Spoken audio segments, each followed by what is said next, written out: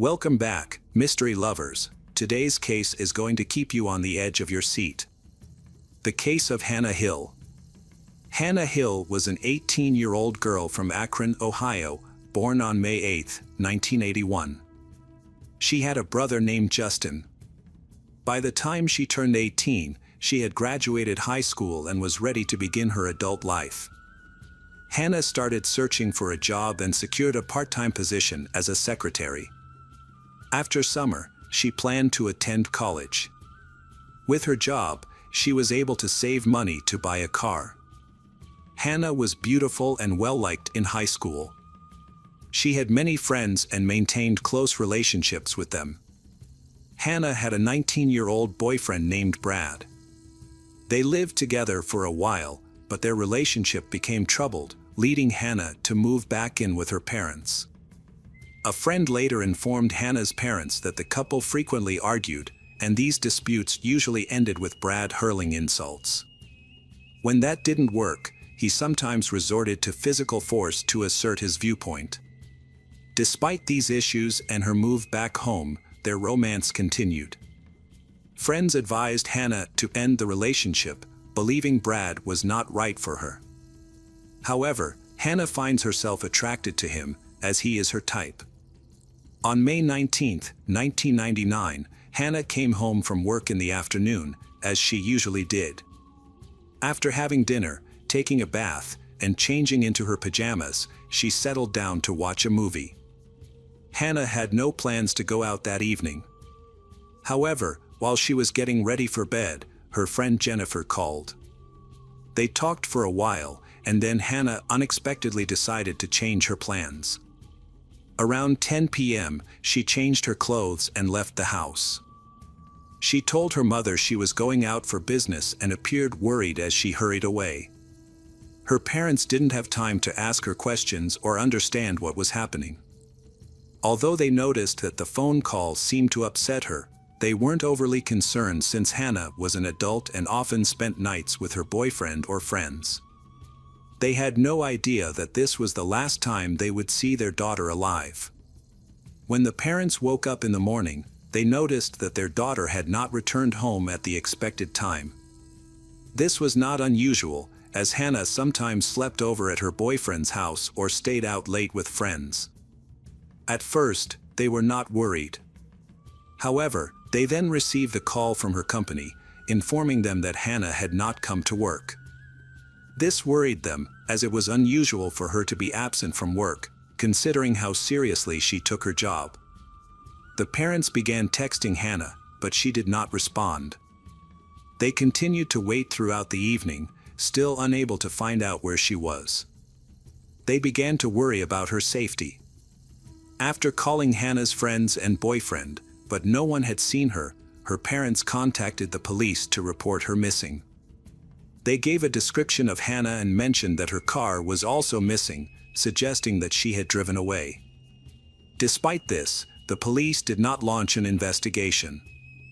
They believed that Hannah was just having fun and would come back on her own, so they postponed the case. This time, Hannah's parents sensed something was really wrong. Hannah seemed to have disappeared without a trace and had not contacted anyone. Realizing that the police were not prioritizing the investigation, they decided to take matters into their own hands. First, they contacted Hannah's boyfriend, but he, like everyone else, had no idea where she was. He said he had tried to contact her, but she had not responded to his messages. Next, the parents started asking Hannah's friends for information. They spoke to Denny, but he also said he had been unable to contact Hannah despite repeated attempts. 2 days later, passers-by reported the abandoned car they had found on the side of the road to the police. The car was found just a few miles from Hannah's home. Witnesses noted that the car looked suspicious because it appeared to have been unused for more than 2 days. Unfortunately, the police did not take Hannah's parents' report seriously. As a result, other police were unaware that the car's owner was missing and were unable to connect the 1996 Geo Prism Hannah was driving to the witness reports. As a result, one of the patrol officers was dispatched to the location to simply write a parking ticket, and he took no further action. The next day, Brad contacted the police station where the report was filed. He was angry that the police had not begun an investigation or search for Hannah. He insisted that they take immediate action. After speaking with him, the police reviewed Hannah's parents' missing person report and decided it was time to start looking for her. They also noticed scratches on her boyfriend's body and asked about them. He explained that they had argued shortly before her disappearance due to his infidelity, and during the fight Hannah had attacked him. Although the injuries did not appear to be serious, they raised some suspicions among the police. However, no evidence linking him to Hannah's disappearance was found, and he left the police station without incident. His visit helped to advance the investigation, and details of Hannah's disappearance were shared with the media. Police hope to find witnesses who can provide further information. Some information about Hannah has emerged. Someone contacted the police after seeing Hannah's car, which was the same car that a patrol officer had been sent to ticket a short time earlier. By May 26th, the car had been parked on the side of the road for a week without anyone coming to pick it up or reporting it. That day, several officers were sent to check on the car. They arrived at the location at 7:30 a.m. The car showed no signs of forced entry or theft. When the officers opened the trunk, they made a horrifying discovery. Hannah's body was inside. This was reported on the news the same day. The body was in a state of decomposition after being in the trunk of a car for a week in hot weather. Hannah was found with her bra pulled around her neck. Her knees were bent and spread, leading police to suspect a sexual motive behind the crime. Hannah had bruises, scratches, and cuts, indicating that she had fought back. Her pager and car keys were found next to her body. Many local residents were outraged that the police did not take her parents' missing person report seriously and did not list her and her car as missing. Hannah remained in the trunk of her car for a week. When a patrol officer arrived to issue a ticket, he did not inspect the car or contact the owner. Many speculate that Hannah may have been alive and the first police arrived and may have been rescued. Even if she had not, the investigation would have begun much sooner, and the passing of a week would have risked losing crucial evidence. Forensic experts conducted an autopsy and determined that Hannah's cause of death was strangulation.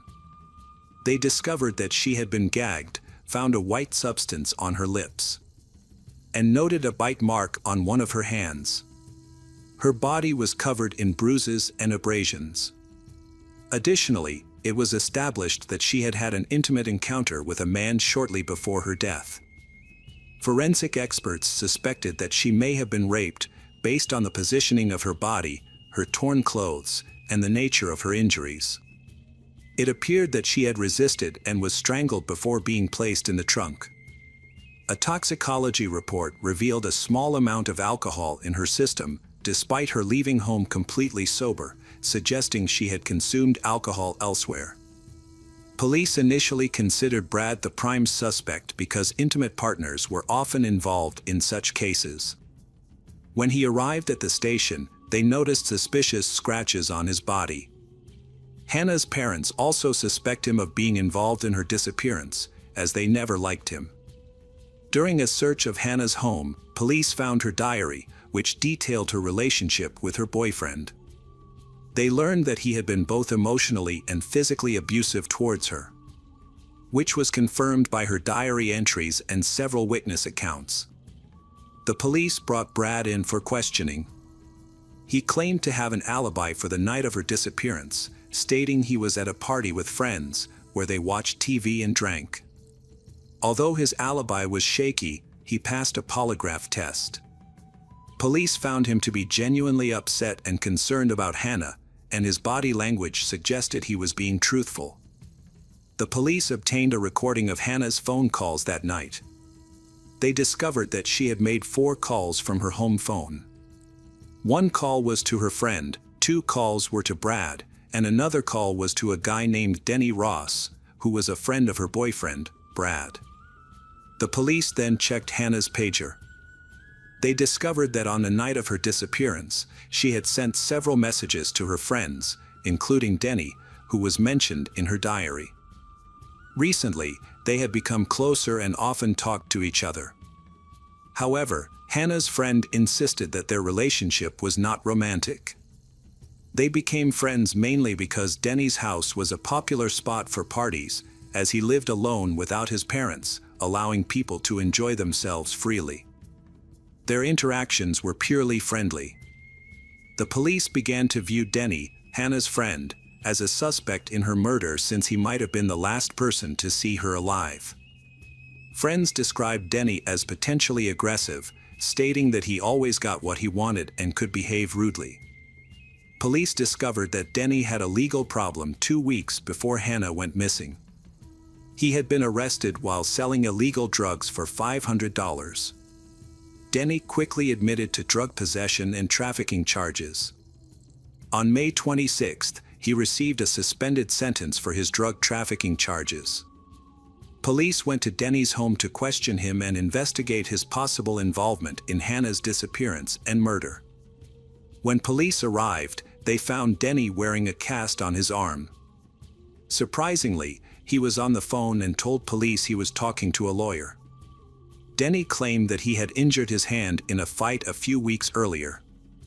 When speaking to the police, he mentioned that Hannah had called him around 11 p.m. on the night she went missing. He also provided a significant amount of new information that he had not disclosed in previous interviews related to the case. The police found this disturbing, so he was taken to the police station for further questioning. At the station, Denny said that night, he and Hannah talked for a long time about her boyfriend.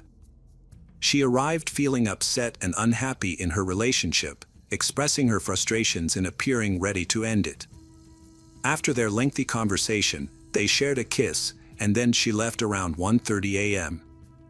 He claimed he never saw her again and insisted she was completely sober. They didn't drink that night. Denny believed Hannah had feelings for him, and he was also in love with her. It was unusual for a man who was in love and possibly Hannah's new boyfriend to choose not to help find her when he had the chance. This raised suspicions, prompting police to quickly obtain a search warrant for Denny's home. On the morning of May 27th, 15 police officers arrived at Denny's second-floor apartment. They found several small bloodstains that he could not explain, which was very concerning. Blood samples were sent to the lab for analysis. Outside, under a bush, they found a trash bag. One officer noticed what appeared to be a woman's shoe inside. When the officers opened the bag, they found women's pants, underwear, and shoes, all of which were stained with blood. It was confirmed that these items belonged to Hannah and had her blood on them. One of the police officers reported hearing a noise outside the window while he was going up the stairs. At that moment, Denny reportedly threw the evidence bag onto the street. Denny was later arrested. However, he maintained his innocence. His father hired the city's top lawyers to defend him in court. The defense team carefully reviewed the case file and the evidence gathered during the investigation. By this time, a collection of evidence had been compiled. Along with Hannah's DNA, traces of Denny were found in a garbage bag. The white residue on the Hannah's lips contained his DNA, and a bite mark on her neck matched Denny's dental impressions. Male bodily fluid was found on the Hannah, but after being there for a week, it was no longer suitable for analysis. Police believed that Denny not only killed her but also attacked, forced, and raped her. The defense argued that Denny's DNA found on Hannah's lips and the bite mark did not prove that he had killed her. It only showed that they had intimate contact. Furthermore, the defense emphasized that the police mishandled the initial investigation, leading to a lengthy delay in locating Hannah's disappearance. Instead of finding her within hours of her parents reporting the incident, it took police a week. To cover up their negligence, the attorneys argued, the police tried to charge the first person they encountered. The attorneys noted that the police did not interview enough potential witnesses and did not look for other suspects, focusing only on Denny. The attorneys said that several bags of fast food were found in Hannah's car and that Hannah had stopped at a fast food restaurant shortly before her death. However, the police did not go to the restaurant to interview the staff. It is possible that Hannah encountered a dangerous person during her trip to the restaurant, leading to the attack and subsequent death. The defense argued that the blood found at Denny's house did not belong to Hannah, and that it was unreasonable to think that Denny with a broken arm could have raped and murdered a girl in his own home, since he could not have overpowered her with such an injury, especially given the complete lack of DNA evidence linking him to the victim's car and the evidence bag. The attorney argued that someone had intentionally framed Denny. The police have a different opinion. When police arrived at Denny's home, he allegedly threw an evidence bag out the window. However, Denny maintained that he did not throw the bag out the window. There were no fingerprints on the bag, and it did not match any trash bags he had at home. Police also did not test the temperature of the bag, making it impossible to determine whether it had been outside for minutes or hours. Meanwhile, Hannah Hill was buried in a family plot in Kentucky the day after her 19th birthday. The trial of Denny Ross began on October 17, 2000. Hannah's friend, Jennifer Edwards, was the first to testify. She described Denny as an unreliable person who could be aggressive and physically violent. Jennifer said that after Hannah disappeared, she visited him. But he claimed that he had not seen Hannah before she disappeared, although in fact, they had met, which meant that he was hiding something. The lawyers argued that the bag had been placed under Denny's house by the real criminal. They stressed that Denny had no motive to kill Hannah. They were not romantically involved, they simply liked each other and had a future together. So why would he kill Hannah, the person he loved, and give up the chance to be with her? The defense argued that the Brad, who was extremely jealous and had previously been violent towards Hannah, might have been driven by jealousy towards Denny, leading him to kill his partner. The defense also pointed to scratches on the Brad's body that he had when he arrived at the police station. He admitted that Hannah had caused the scratches but claimed they occurred before her disappearance. However, this could have been a lie. The police's failure to investigate his statement thoroughly and the prolonged search for Hannah's body could result in significant penalties for police due to negligence. Thus, the defense believed the police were eager to close the case quickly to avoid facing serious consequences. Forensic experts had compelling evidence that the girl had been intimate before her death but were unable to prove this due to the state of decomposition. By the time the body was discovered, it was already quite badly decomposed, making it difficult to draw conclusions. However, the prosecution claimed that the nature of the injuries found on Hannah's body, her position, and the state of her clothing suggested that she had been brutally raped. A chemist analyzed the white substance found on Hannah's lips. The results showed that it was a common compound that could not be definitively linked to Denny. The expert noted that the same material was used in many different products. Therefore, it was impossible to determine with certainty that Denny was involved in the white substance on her lips. Meanwhile, the defense team has been working hard to prevent rape charges against Denny Ross, because under state law, he could face the death penalty for both murder and rape. At the time, the jury found the evidence bag near Denny's house suspicious. They struggled to understand why Denny would have kept the victim's clothes there for a week. Furthermore, if someone threw the open bag from the second floor, there was a chance that the contents would fall out. Instead, the bag lay neatly, as if it had been placed there intentionally to attract the attention of the police. As the jury deliberated their verdict, they discovered that a juror had reviewed documents related to Hannah prior to the trial. By law, Jurors are not allowed to have third-party information in advance because it could create bias and influence their opinions. As a result, the trial was deemed invalid and a new jury had to be held. However, because the documents declaring Denny Ross innocent of rape had already been signed, he could not be indicted again for the same crime. As a result, the jury was discharged and Denny was granted a temporary release. After a year of probation, the main suspect was sentenced to 25 years in prison after he attacked with a knife and raped another girl, 32-year-old Jennifer. He beat her severely, breaking her collarbone and jaw. The girl pretended to be dead so that he would leave. She immediately contacted the police afterward. It is unknown whether he would have killed her if he had noticed signs of life. Investigators thought that she was very lucky, as Jennifer bore a strong resemblance to the deceased Hannah. Following this, the discussion of the murder of Hannah Hill resumed with renewed vigor. Despite the fact that a man could not be tried twice for the same crime of rape, he could be tried for murder. Therefore, a new trial took place. The only thing he could not be sentenced to was death in court. In addition to the old evidence and witnesses, new ones were discussed. In particular, ex-girlfriends of Dennis spoke, claiming that he inclined them to intimate relations and used violence. Mutual friends of Dennis and Hannah testified that the defendant was obsessed with the deceased and, after the discovery of her body, he boasted that he had slept with her and even strangled her. During the retrial, the prosecution's case was much stronger.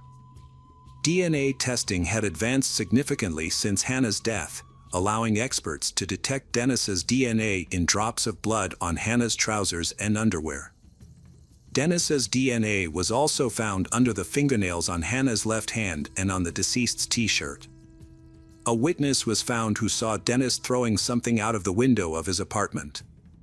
When police discovered the bag with the victim's clothes outside, this witness also stated that she heard screams from Dennis Ross's house on the night of her disappearance and was sure that he was the one who raped and killed the girl.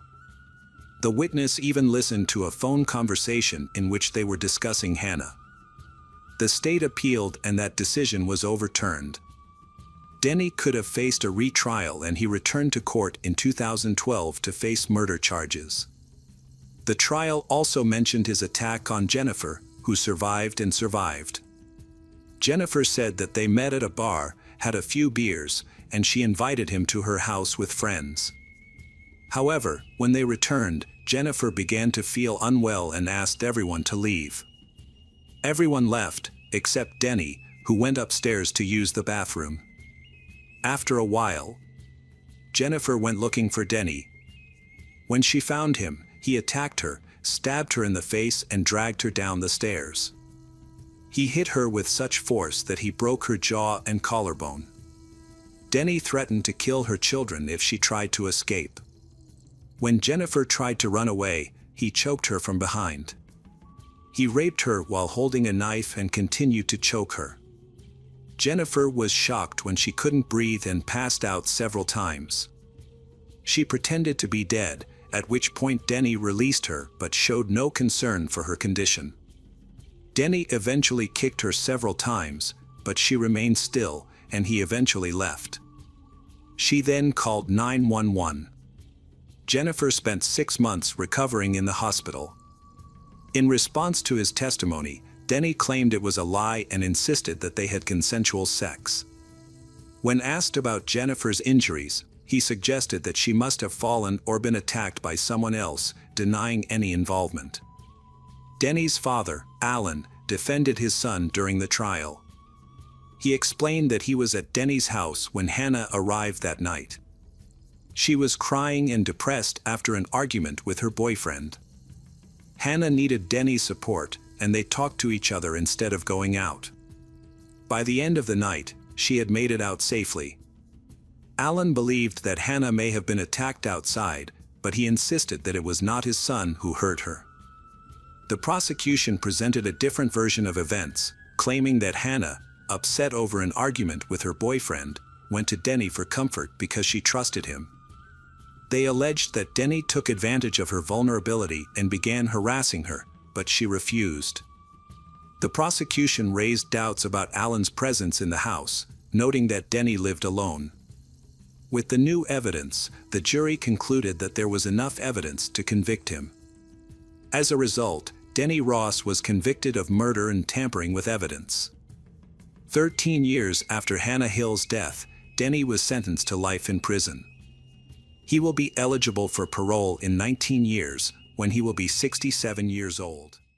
The case of Ariel Castro, the monster from Cleveland, and his captives, is a striking example of brutal criminals hiding behind the facade of normalcy.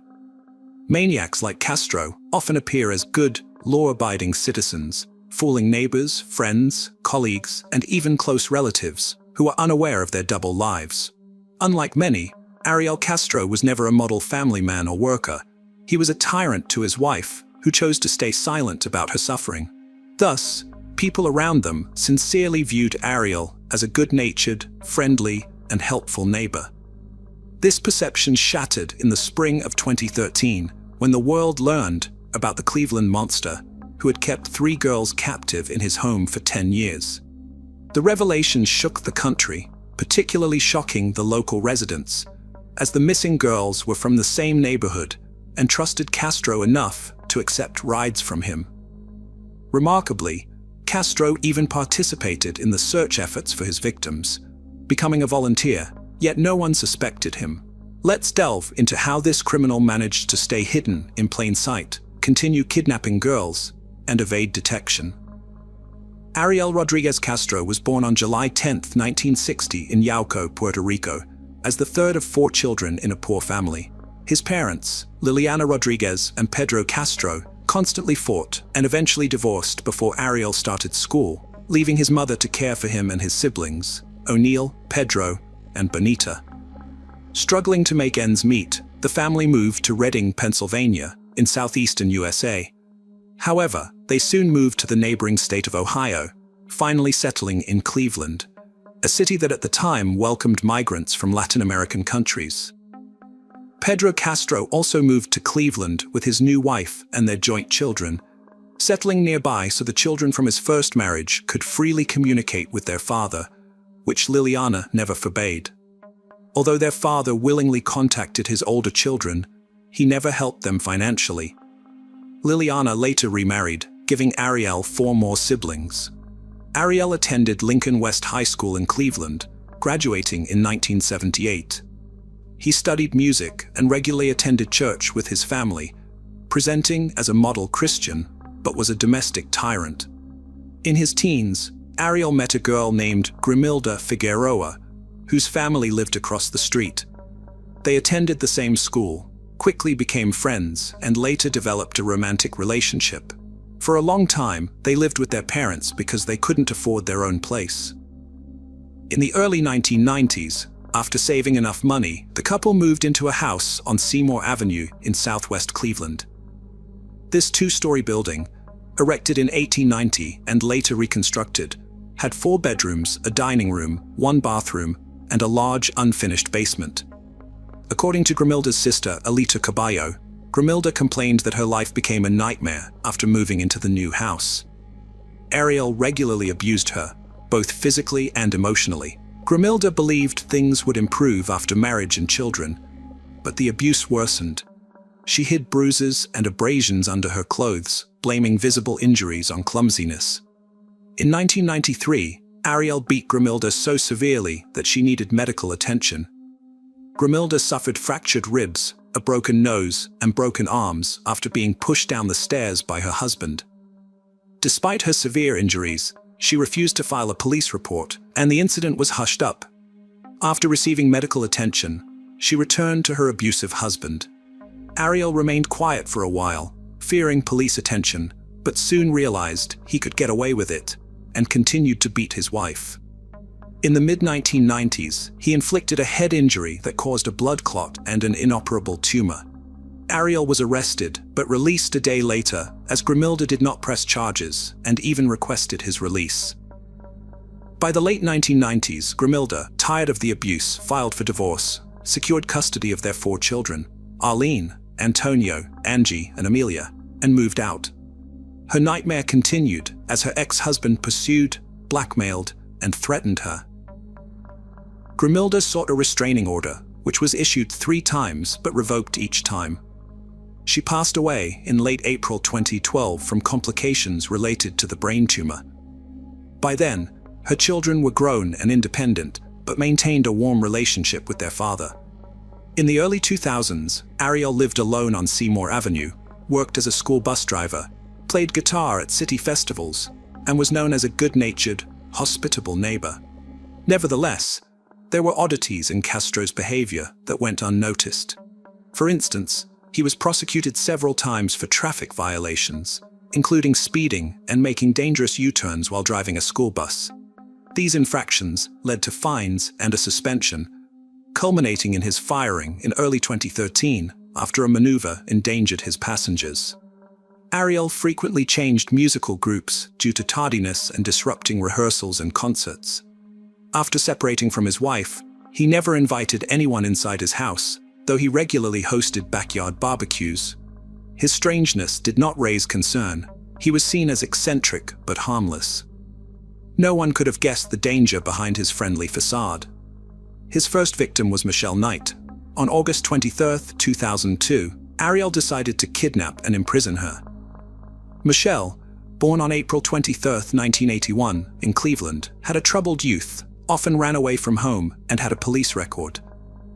She became a mother early, but lost custody of her son, who was in a shelter. On that fateful day, she was on her way to court to regain custody of her 2-year-old. Ariel, whom she knew as her neighbor and a school bus driver, offered her a ride. He mentioned having puppies at home and invited her to help find them homes. Trusting him, Michelle agreed, but upon entering his house, the kind man turned into a monster.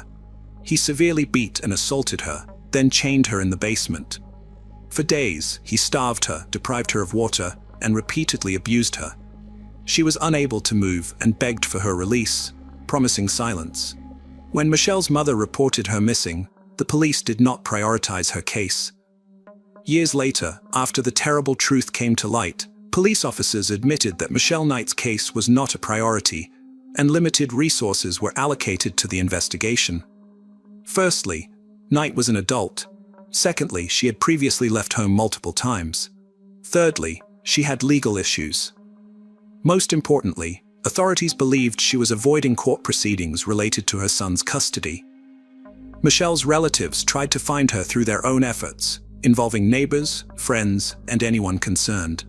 At one point, Ariel Castro even helped post flyers with Michelle's photo around the city, all while she remained a prisoner in his basement. The second victim was Amanda Berry. Castro, convinced he was beyond suspicion, decided to kidnap again in spring 2003. Amanda, born on April 22, 1986, was about to celebrate her 17th birthday, but mysteriously disappeared on April 21, 2003. She was working as a waitress and called home after her shift, promising to be there soon. However, Amanda never arrived, and neither did she appear in the following days, months, or years. As Amanda left the restaurant and headed for the bus stop, Ariel drove up with a seemingly harmless offer of a ride home. Since she had been in the same class as his son for several years, she trusted him and accepted. On the way, he deceived her into entering his house, where he brutally beat her and dragged her to the basement, where Michelle had been held captive for months. Amanda faced the same horrific fate, beaten and starved for several days. This time, he chose 14-year-old Georgina Linda Jesus, who was in the same class as his daughter Arlene and was her best friend. On April 2, 2004, 2 girls walked out of school together, talked for a while, and then each went to their homes. On the corner of West 105th Street, Gina met Ariel, who promised to take her home. She knew him since childhood, was her best friend's father, so without hesitation she got into his car immediately. Even though it was daytime and no one witnessed the kidnapping, the streets were empty. When it became known that Gina was missing, there was no warning to Amber, making her parents angry. The story aired on the Fox television show, America's Most Wanted, rerun 2 more times in 2005 and 2006. The disappearance was linked to Amanda's kidnapping a year earlier in September. 4. But Castro remained unsuspected. Despite this, he voluntarily participated in the search for the missing girls. He treated Gina like the other victims, keeping them imprisoned in his home. Although a passerby saw a middle-aged Hispanic man, and a sketch resembling Castro was drawn, he was never a suspect. For over 10 years, he regularly beat, abused, and starved his victims to mentally break them down, punishing any disobedience or escape attempts to prevent thoughts of death. Running away. Michelle, the first and oldest victim, suffered the most, undergoing public beatings to intimidate others. Finally, he moved them from the dark basement to a second-floor room with a view of the backyard. Knight recalls that she became pregnant by her abuser at least 5 times during her incarceration. However, each time it became obvious Ariel terminated the pregnancy in the most brutal way. He starved the girl and kicked her in the stomach until she miscarried. After one of these tortures, she almost died due to severe bleeding. But even then, the kidnapper remained indifferent and did not allow calling an ambulance. The girls were allowed to take a shower no more than once a week, and that as a reward for good behavior. Instead of a toilet, they had a garden bucket, which Castro very rarely and reluctantly took out. The criminal fed the captives no more than once a day, but continued to beat and use them regularly.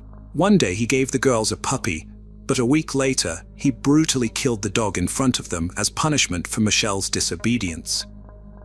Gina, during the years of confinement, has never been pregnant. But Amanda in 2006 realized that she was expecting a child and with horror imagined how Ariel would beat her to provoke a miscarriage. This time, however, the man was even happy about it, allowed her to carry the baby, and he bought himself an inflatable pool specifically for childbirth. In December 2006, Amanda gave birth to a daughter who was named Jocelyn. The child was born weak but still survived. The appearance of the baby is very close to the girls, who were now immersed in caring for him and a little abstracted from the situation in which they were. In addition, Castro softened considerably after the birth of his daughter and began to pamper the captives with small gifts, and sometimes allowed them to go out with the child for walks in the courtyard, but always under his strict supervision. As Jocelyn grew older, Ariel even sometimes took her to visit her mother, to whom he told her that she was his daughter born out of wedlock. The girl developed appropriately for her age.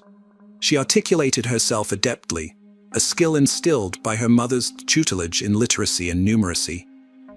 Outwardly, the child bore the hallmarks of robust health, appearing well-nourished and impeccably groomed. Despite enduring years of captivity, under the unyielding control of their tormentor, the girls clung steadfastly to the flickering flame of hope for freedom. Infrequent attempts at escape were made, though each endeavor exacted a heavy toll upon them.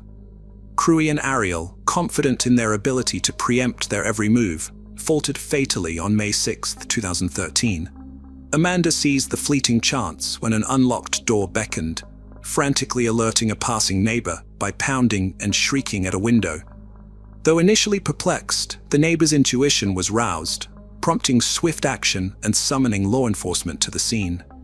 Amanda divulged her identity and unmasked the presence of 2 other captives, Michelle and Gina. After enduring a decade of captivity, all 3 were emancipated and promptly hospitalized. While Amanda and Gina exhibited no discernible health concerns, Michelle bore the heavy burden of severe physical and psychological trauma. Deafness plagued one ear, vision was severely impaired, and a litany of untreated fractures necessitated extensive reconstructive surgery. Furthermore, the scourge of abuse-induced complications left her forever robbed of the chance of motherhood. Suspicions of complicity led to the detention of his siblings, O'Neill and Pedro, both frequent visitors to his domain. In due course, the men found themselves swiftly released.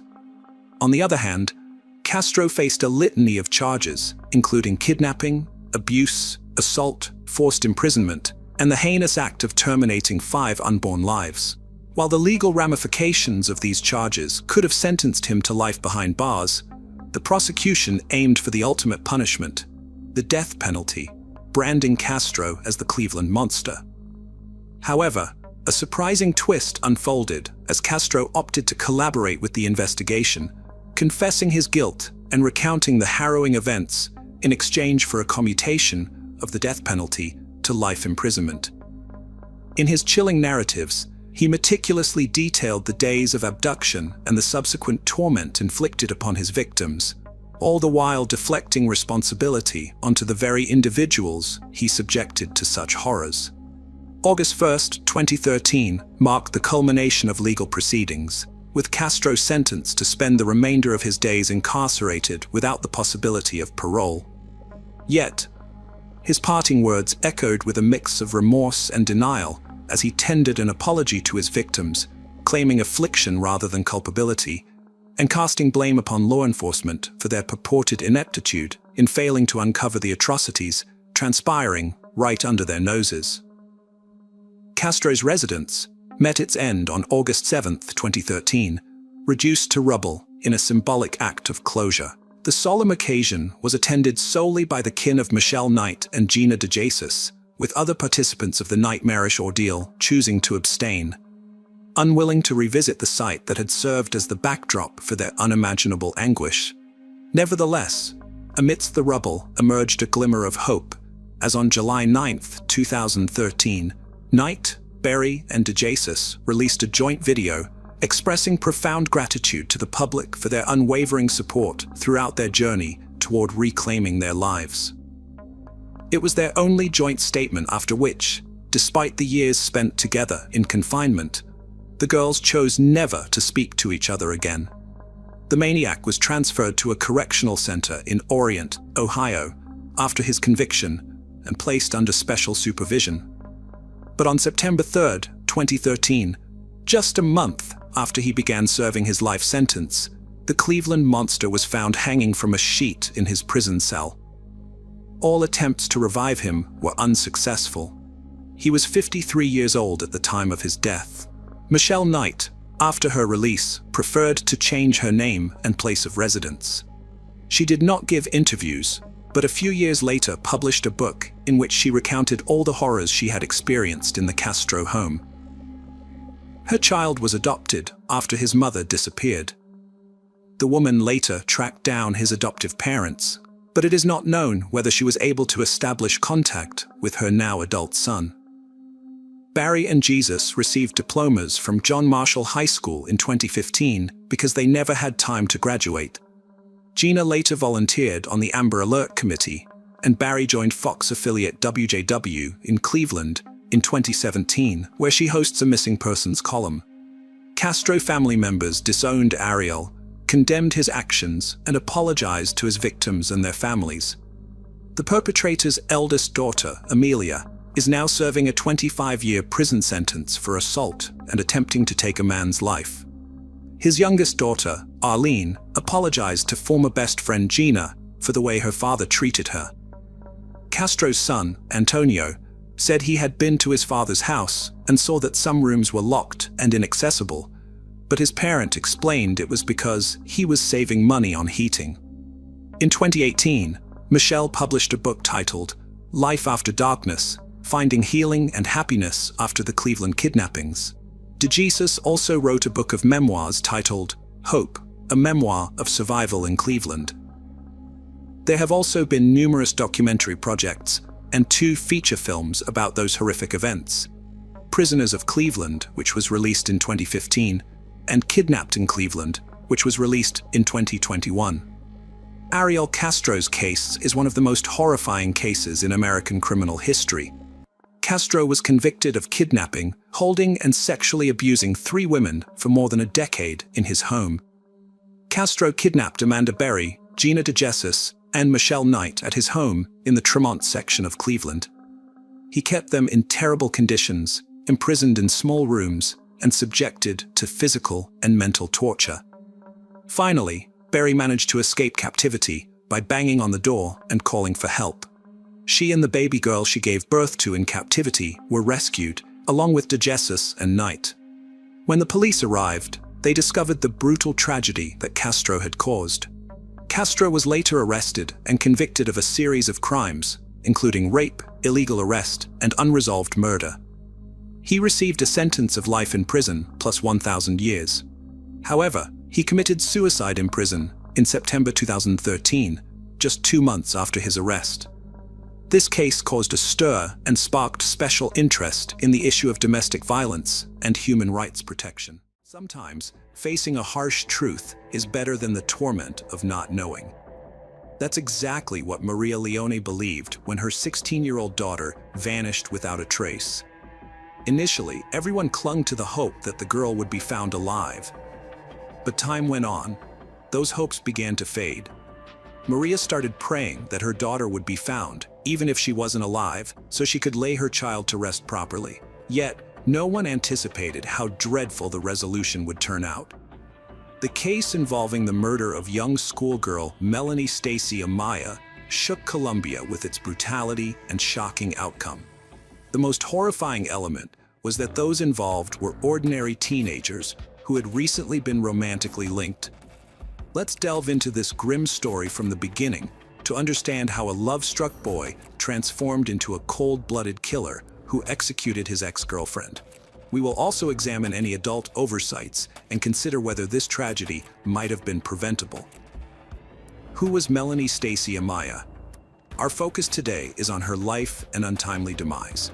Born on February 21, 2002, in the small town of San Rafael in northern Colombia, she was the eldest daughter in a modest family consisting of Maria Leone and William Amaya.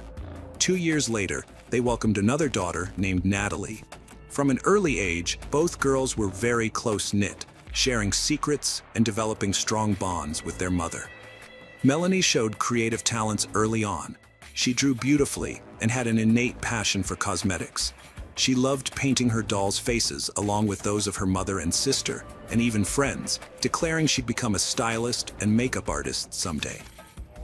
Academically gifted too, she did well at school, where teachers described her as talented and driven, qualities which made her both sociable and friendly. She could light up any room. Naturally charismatic, it wasn't surprising that Melanie had many friends inside and outside school. Her attractive appearance garnered attention, aided by her adept use of cosmetics. But life took a hard turn when Melanie turned 14. Her parents filed for divorce then, but managed to separate amicably while keeping warm relations intact. Father kept close ties with his daughters, offering both financial support and active involvement in their lives. About 6 months later, Maria started dating a man named Ruben Morales, whom she soon married. Following their wedding, the family relocated to Medellin, a major city in Colombia. Here, Ruben had secure employment, and the girls found ample opportunities for education and personal growth.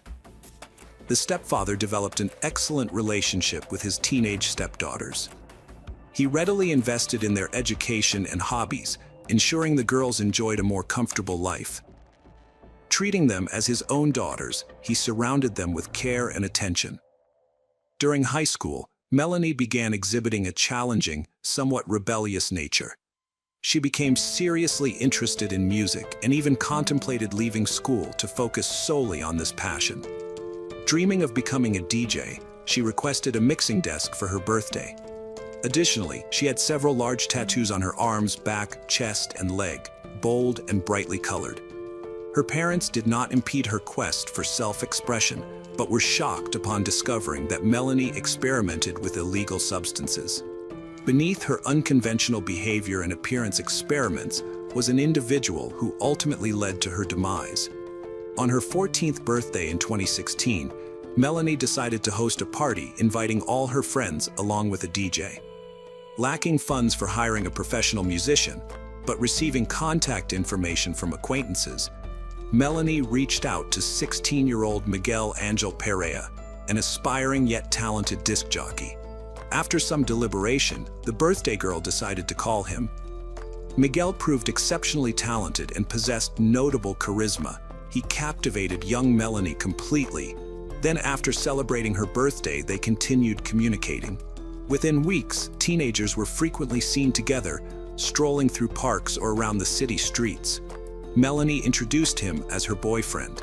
They quickly became inseparable while displaying mutual affection, holding hands tenderly, demonstrating their feelings openly wherever they went. Miguel came from quite modest, or rather poor means, but treated his young girlfriend respectfully and admirably. Captivated by both respect, genuinely almost instantly charming when meeting, introducing himself warmly towards parents, earning acceptance, fostering no interference, supporting relatio. Over time, he increasingly spent more time at the residence tied to his passport, integrating into the family dynamic. Miguel once confided in the girl's parents about difficulties at home. His mother disapproved of his involvement in music lessons, leading to a conflict that ended with him being physically harmed and subsequently evicted from his home. Maria offered him shelter temporarily until things could stabilize, not realizing the potential implications of introducing a disruptive influence into their family environment. Consequently, Melanie and Miguel began cohabitating. Initially, they experienced a harmonious period lasting 6 months, during which both teenagers appeared elated by their newfound togetherness. However, as time progressed, Miguel revealed aspects of his character that had an adverse impact on Melanie. Her academic performance deteriorated noticeably, her behavior and appearance became increasingly provocative. Additionally, she started adorning herself with tattoos and expressed intentions to abandon school. With time, disagreements between the couple became frequent. While they initially attempted to resolve these conflicts outside the family home, such disputes eventually occurred openly within it. A significant concern for Maria arose upon discovering that her eldest daughter was involved in illegal substance use supplied by Miguel.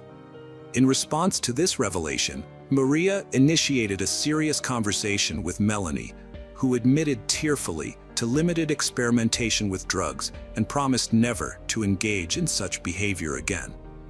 Despite deciding it was best for Miguel to leave due to his negative influence on their daughter, Melanie intervened on his behalf, assuredly promising improved conduct for both herself and Miguel moving forward. Reluctantly acquiescing after some deliberation proved to be another misstep for Maria and Ruben, as troubling signs soon emerged. Unexplained bruises on their daughter's body were evident, but consistently attributed by Melanie, either sports activities or clumsiness, rather than implicating her boyfriend's actions. 6 months later, a significant incident occurred. During a heated argument, Miguel assaulted the girl so severely that she needed medical attention.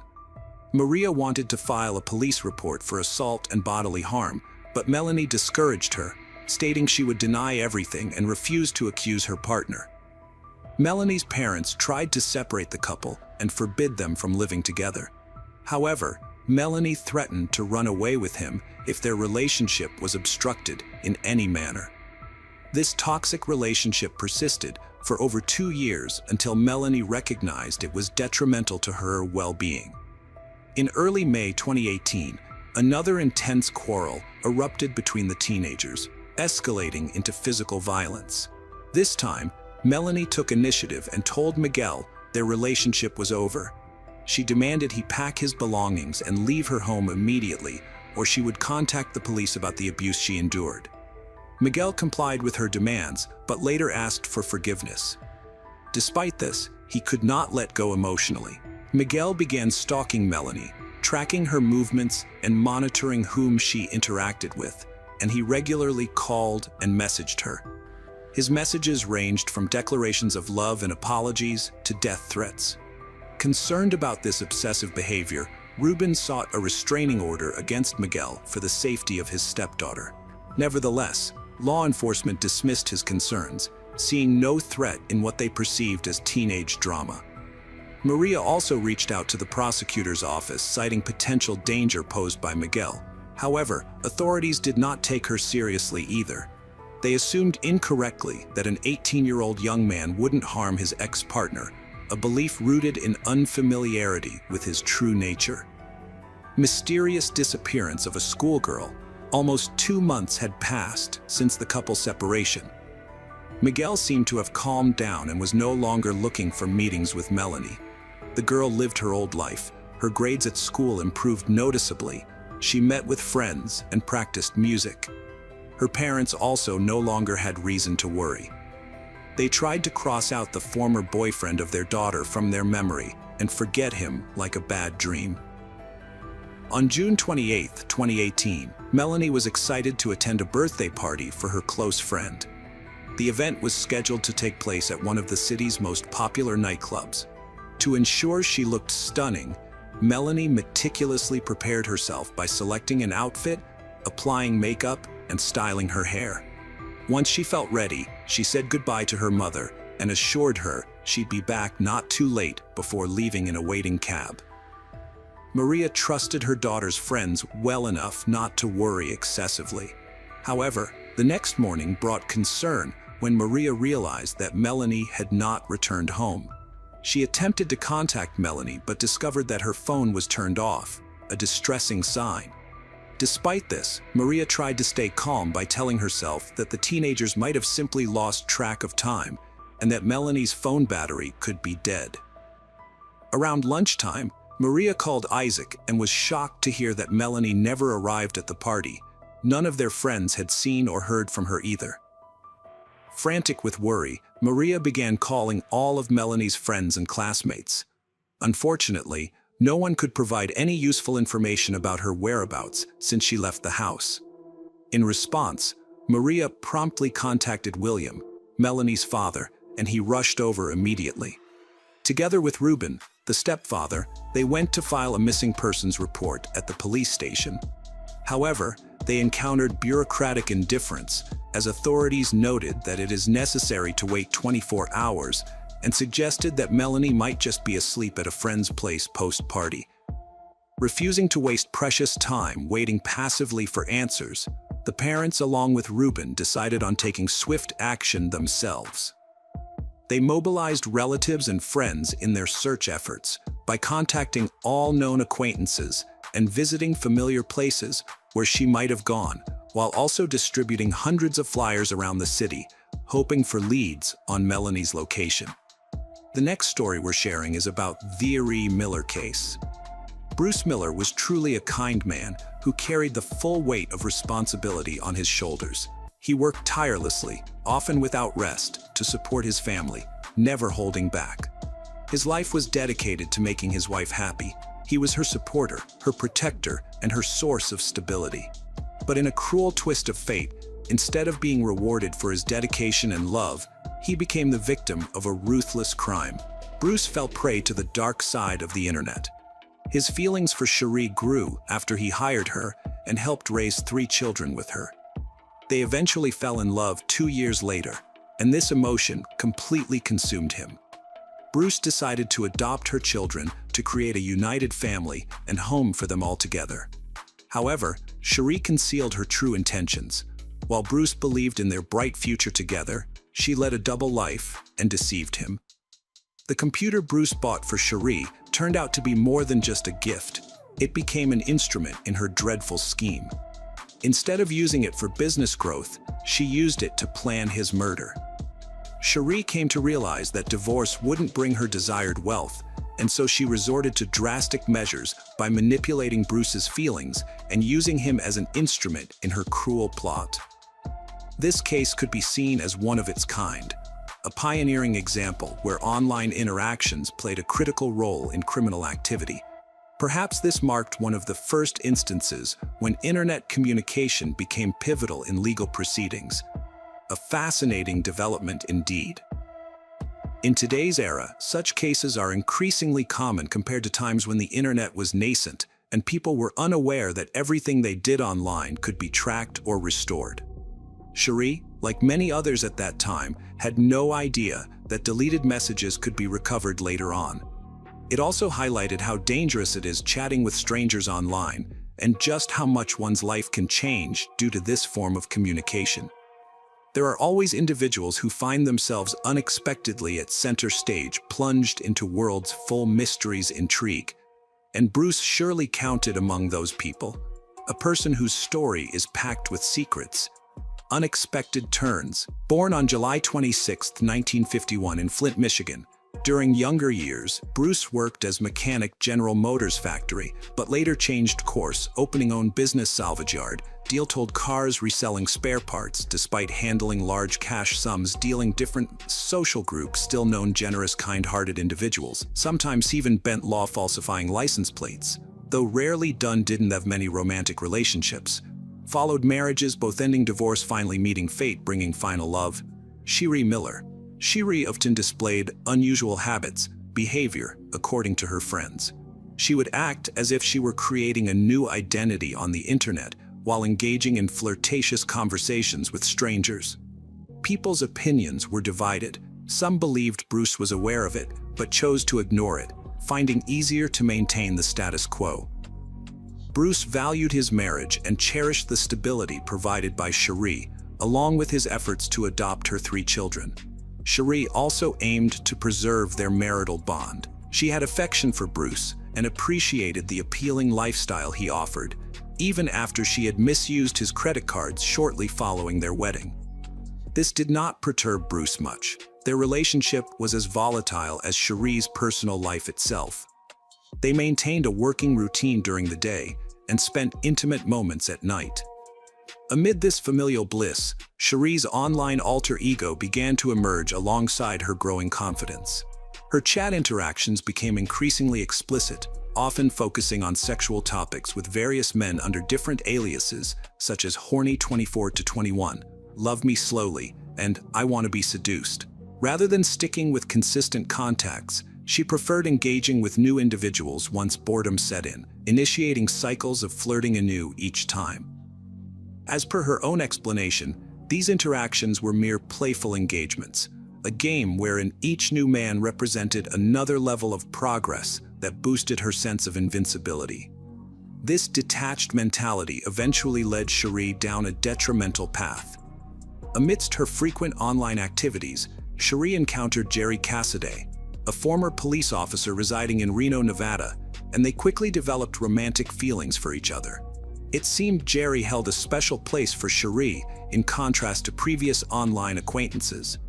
Eventually, they even renamed their accounts, Cherie adopting Jerry's Fool, while Jerry took on Cherie's Fool. Their digital exchanges encompassed everything from casual texting and flirting to sharing nude photographs and exchanging sexually suggestive messages and videos featuring explicit content involving Cherie herself. One must remember that all these exchanges took place back in 1999, when executing such actions involved significantly more complexity compared to today's technological advancements. Jerry was born on October 6, 1960, in Kansas City, Missouri. From a young age, he was passionate about hunting and harbored of joining the FBI. He planned to achieve this by starting with the Montana police. Jerry served as a detective in the homicide department for 9 years, eventually rising to the rank of lieutenant.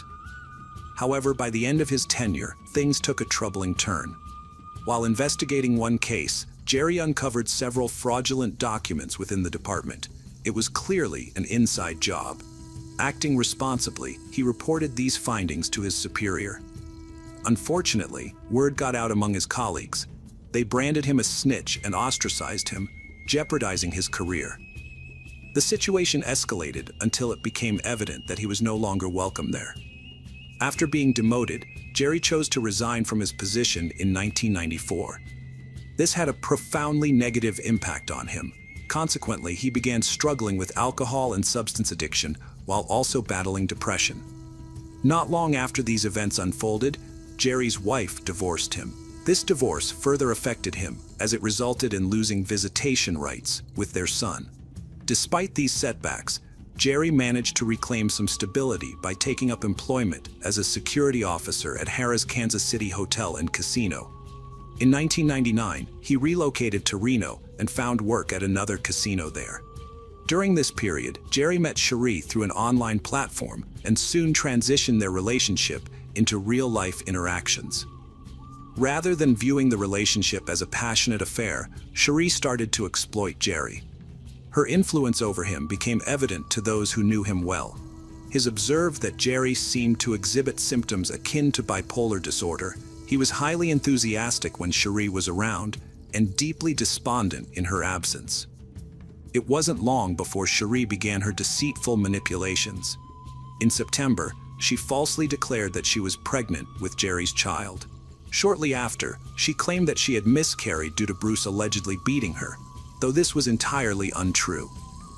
Bruce, in reality, was a diligent family man and not the dangerous individual Cherie depicted him as.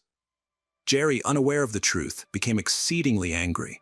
Losing his supposed unborn child and believing Cherie was subjected to violence were unbearable for him, a lot for anyone. Concurrently, Cherie dissuaded Jerry from confronting Bruce by claiming Bruce had significant influential connections and substantial wealth that would ensure they faced retribution if they acted against him. Just 1 month later, Cherie fabricated another story about being pregnant with twins. One crucial detail is that in 1995, Cherie underwent a tubal ligation procedure, which rendered her unable to conceive, but she never disclosed this information to Jerry. This shocking disclosure underscores the extent of deception involved in their relationship.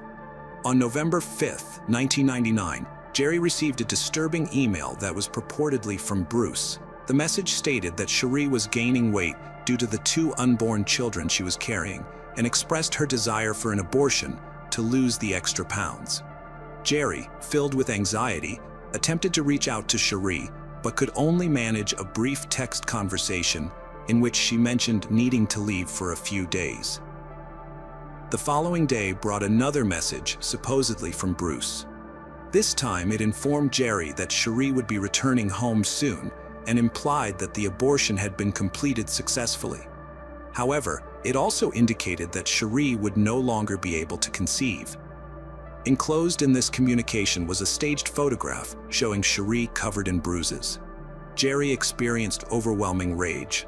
He contacted Cherie the next day, and they concluded that the only solution was to eliminate Bruce. They meticulously planned their approach. Routes, a parking spot, and the best location and time for executing their plan at the yard. Driven by his mounting anger, Jerry departed from his home towards Michigan that same evening.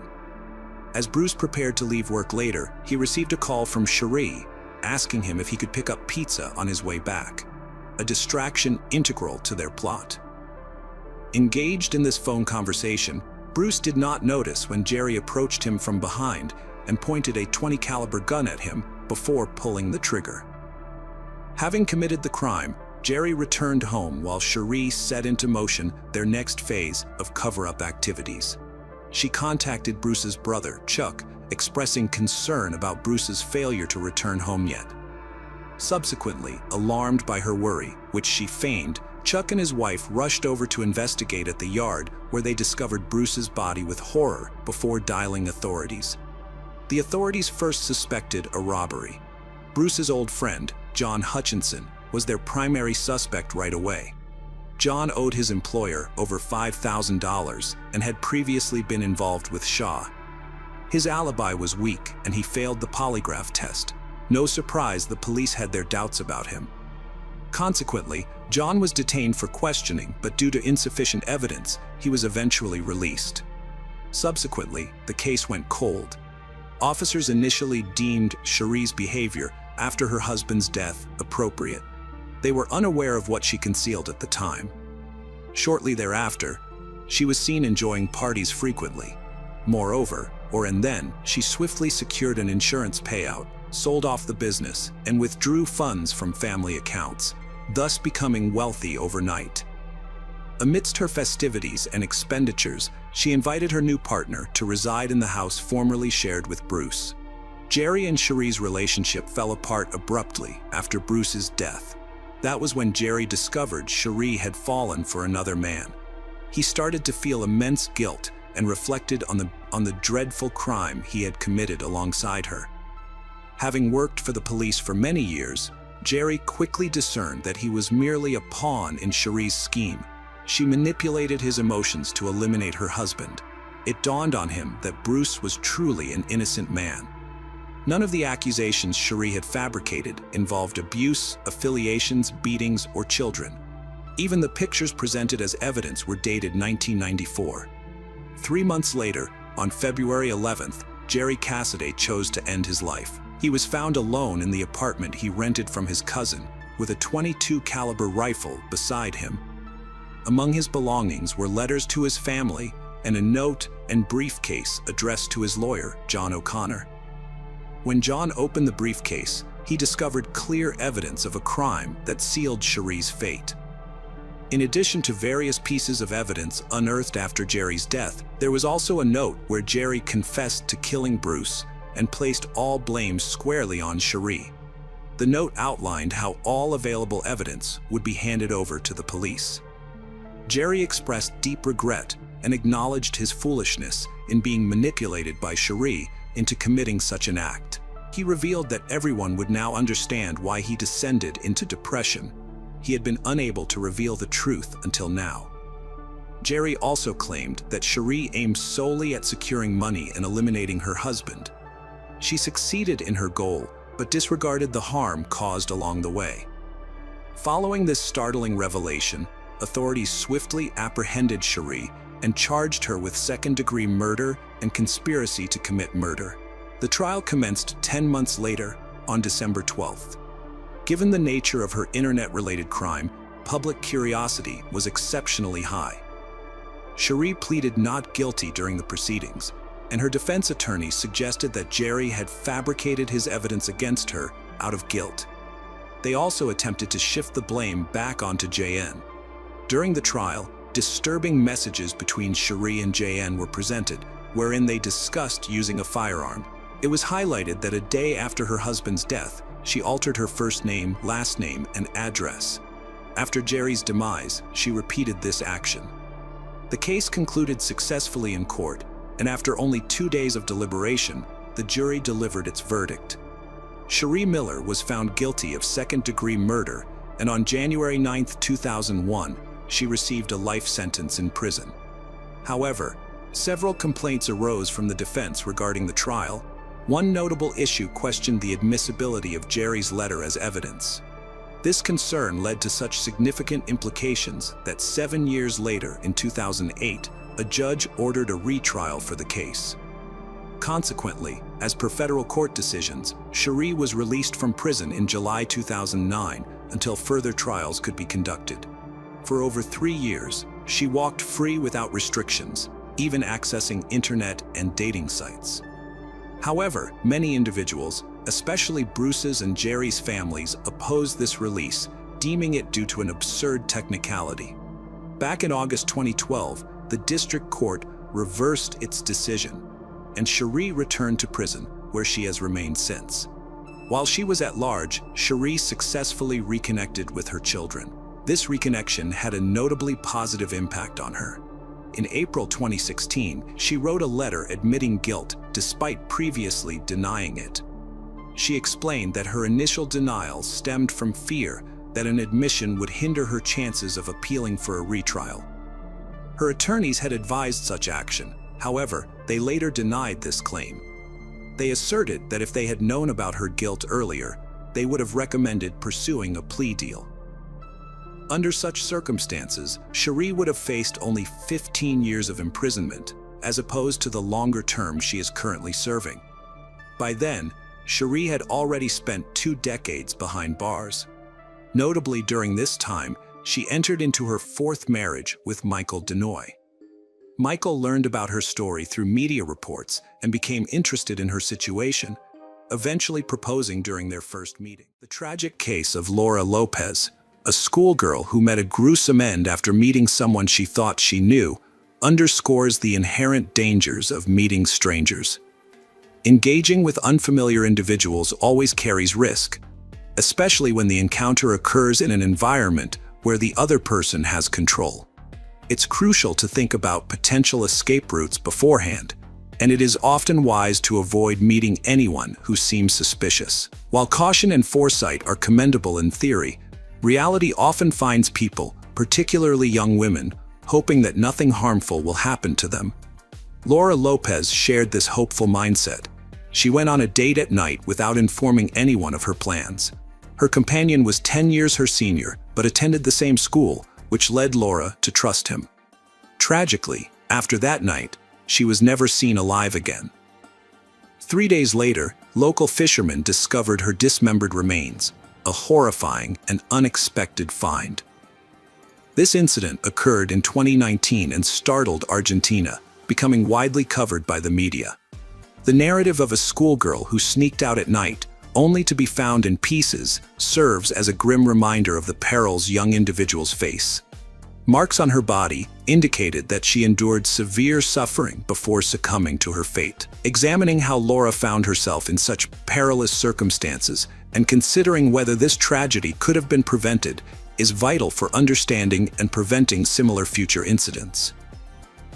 Laura C. L. Lopez entered the world on September 11, 2001, in Nen Province, situated in the southwestern region of Argentina. She was born much later than her siblings. At her birth, her twin sisters, Damaris and Melissa, were already 18 years old and there had passed the age of 40. Laura's arrival was nothing short of a miracle, and from her first day, her family cherished her deeply. Tragically, when Laura was just 3 years old, her mother succumbed to a long-standing illness. Her father struggled immensely with this loss, descending into profound depression, which led to alcohol abuse. Responsibility for Laura's care fell on her older sister's shoulders. Although still quite young themselves, they had to mature quickly and balance their studies with work and raising their younger sister. In her formative years, Laura exhibited a sociable and engaging personality. She had numerous friends and always managed to connect well with others. Creativity was one of her strengths. She even played the guitar.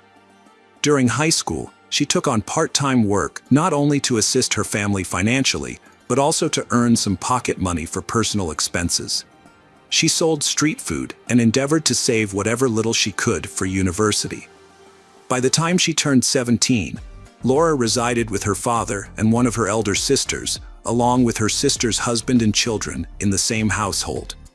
She frequently looked after her nephews, helping them with homework and ensuring their well-being. Laura harbored aspirations of obtaining a university degree, securing meaningful employment, and one day starting a family of her own. However, Laura's promising life met an abrupt and tragic end under profoundly shocking circumstances that left everyone devastated. On Thursday, September 12, 2019, Laura followed her usual routine. She returned from school and assisted her sister with the nephews. While preparing lunch for the entire family, they engaged in conversation, made plans for the weekend, and decided to visit the park with the children. In the late afternoon, Laura received a call from her school friend Cecilia, who suggested they meet. Laura agreed. At approximately 9 p.m., Laura arrived at Cecilia's house, which was located just a couple blocks from her own residence. For about 2 hours, they sat in the kitchen, sharing a bottle of wine they had discreetly purchased. They discussed recent news and exchanged gossip. The friends also took several pictures together and posted them on their social media accounts. Close to midnight, they bid each other goodbye, and Laura headed home. Upon returning home, her sister Melissa confirmed that Laura was back before going to bed herself. However, despite the late hour, Laura remained in her room, scrolling through social media feeds, checking emails and chatting with friends on various messaging platforms. The next morning, as Melissa prepared for work, she noticed that her younger sister did not attend breakfast. She glanced into Laura's room and noted that she was missing, but assumed Laura had left early in a hurry. During lunch that day, a concerned Cecilia contacted Melissa to inquire about Laura's well-being. This inquiry puzzled Melissa greatly, and upon learning that Laura did not attend school and her phone was inactive, she became alarmed. As it transpired, nobody had seen Laura since the previous night. Her whereabouts were unknown, and contacting her phone proved impossible. She had returned home after midnight and went to her room, which could only indicate that Laura had left later. The pressing question was, where did she go? There was nothing amiss or alarming in Laura's room. Everything was in its usual place. Only a small tote bag was absent, which she likely took with her. Her phone, an item she always had with her, was also missing. Her last activity on social media was recorded at 3 a.m. Melissa promptly contacted Damaris and relayed all the details. Subsequently, the sisters headed to the police station together to report her as missing. Despite the women's evident concern, the police did not regard the situation with urgency. It appeared that Laura may have left home voluntarily during the night. According to the police assessment, there were no indications of immediate danger to her well-being. Official efforts to locate Laura would commence only if she failed to return within a day. Determined not to squander precious time, the sisters chose to initiate their own search efforts immediately. They reached out to Laura's friends and acquaintances in an attempt to gather any information regarding her possible location. Additionally, they disseminated information about Laura on social media platforms and appealed for public assistance in both searching for her and distributing notices. On Saturday, the girl was still unaccounted for, and finally, the police began their search. By that time, news of her disappearance had spread citywide, becoming a major headline. So far, no results turned up from the search efforts, and the girl's family continued to hope Laura would be found safe. Their hopes shattered on Sunday morning, September 15th. Two men fishing on the Lime River discovered something horrifying. When they pulled a strange object from the water using a net, they were shocked to find part of a human leg. A few feet away near the breakwaters floated several more body parts. The fishermen instantly informed the police of their horrific discovery. Officers who arrived at the scene retrieved 8 severely damaged human body parts from the water. It was apparent these remains belonged to a young girl, yet identification was difficult due to prolonged exposure in water. The nature of the injuries suggested that someone unfamiliar with human anatomy, but skilled with cold weapons and possessing significant physical strength, had dismembered the body. Moreover, it appeared that the killer intentionally disfigured the victim's face to complicate identification. Divers found a large butcher knife at the bottom of the river nearby, likely used in committing this crime. However, any fingerprints or traces of blood were washed away by water. Nonetheless, investigators attached this weapon as crucial evidence in their case file. About a mile from where they found the body parts, police discovered torn clothes, underwear, 1 sneaker, and a tote bag belonging to a woman. Officers quickly speculated these remains might belong to the missing girl who had been sought after by everyone in town for 3 days. The last doubts vanished before conducting DNA tests when her relatives identified these items as Laura's possessions with certainty. This set off an intense investigation focused on bringing justice for Laura and solving this tragic case professionally and efficiently. According to the autopsy results, the cause of death for the girl, a closed traumatic brain injury, which led to severe hemorrhaging. Experts also determined that the killer had brutally assaulted the girl before her death. This was evidenced by specific injuries in her private areas. After sustaining the head injury, Laura did not die immediately. She remained alive for approximately 3 hours. During this time, proper medical care had been provided. It is highly likely she would have survived. Experts identified hematomas and other injuries sustained while she was still conscious. These findings suggest she attempted to defend herself against a stronger assailant. Laura suffered several knocked-out teeth, broken ribs, and significant bruising on her wrists, indicative of being forcibly restrained. At the initial stages of the investigation, Laura's family, close friends, and classmates were interviewed. None were included in the suspect list. However, the scenario shifted notably once detectives retrieved data from Laura's phone. It was discovered that around 3 a.m., while at home, Laura received messages from a man proposing a meeting. The suspect was identified as Alfredo Emilio Escobar, aged 28. He lived close to Laura's residence. Although they attended the same school and shared mutual acquaintances due to overlapping social circles, they did not interact frequently given their age gap and varying interests. The primary suspect, Escobar, is employed as a mechanic and is characterized by his tall stature and notable strength. He holds a reputation in the city as an enthusiastic partygoer, frequently attending social events that involve substantial alcohol consumption and illicit substances. When his parents traveled to visit relatives for the weekend, He would often host similar gatherings at their home. Known for being short-tempered and confrontational, Alfredo's behavior became even more aggressive and potentially dangerous when influenced by alcohol or drugs.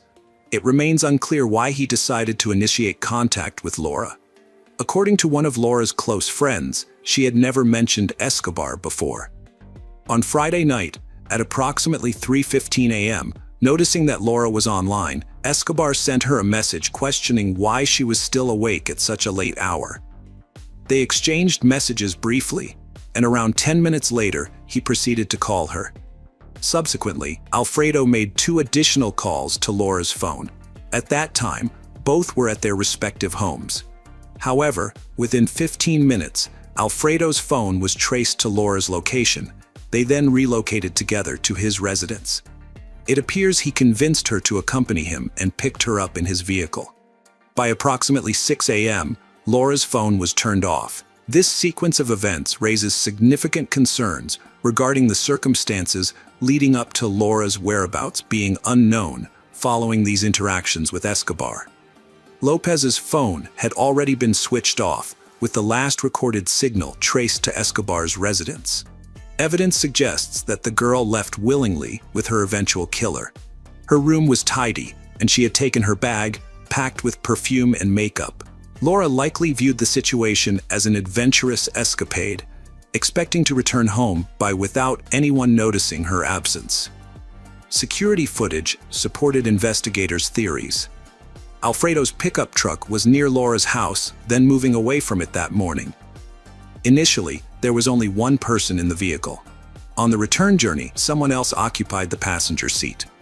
The following day, Escobar's phone was disconnected, making it difficult to trace his movements. Nevertheless, his car appeared on other cameras, particularly those near a bridge over the Li River. After crossing this bridge, he turned onto an off-road path devoid of cameras. Police believe this location is where he disposed of the dismembered body parts found a day later. Alfredo had a history of minor offenses including fighting and substance abuse. Approximately a year ago, under the influence of illegal substances, he exceeded speed limits and collided with a police car. He attempted to flee but was apprehended and resisted arrest, which led to his detainment at a police station. Although Alfredo faced potential imprisonment, his case mysteriously concluded with only a minor fine.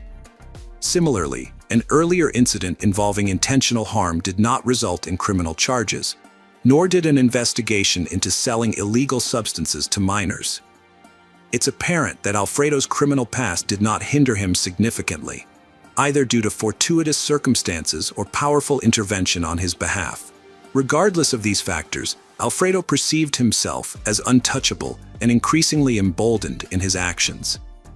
Arrest and reconstruction followed these findings, detailing how events transpired at each step.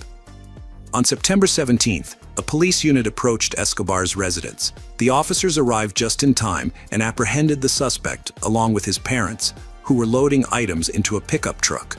The family appeared to be preparing for a trip to stay with relatives at the insistence of their son.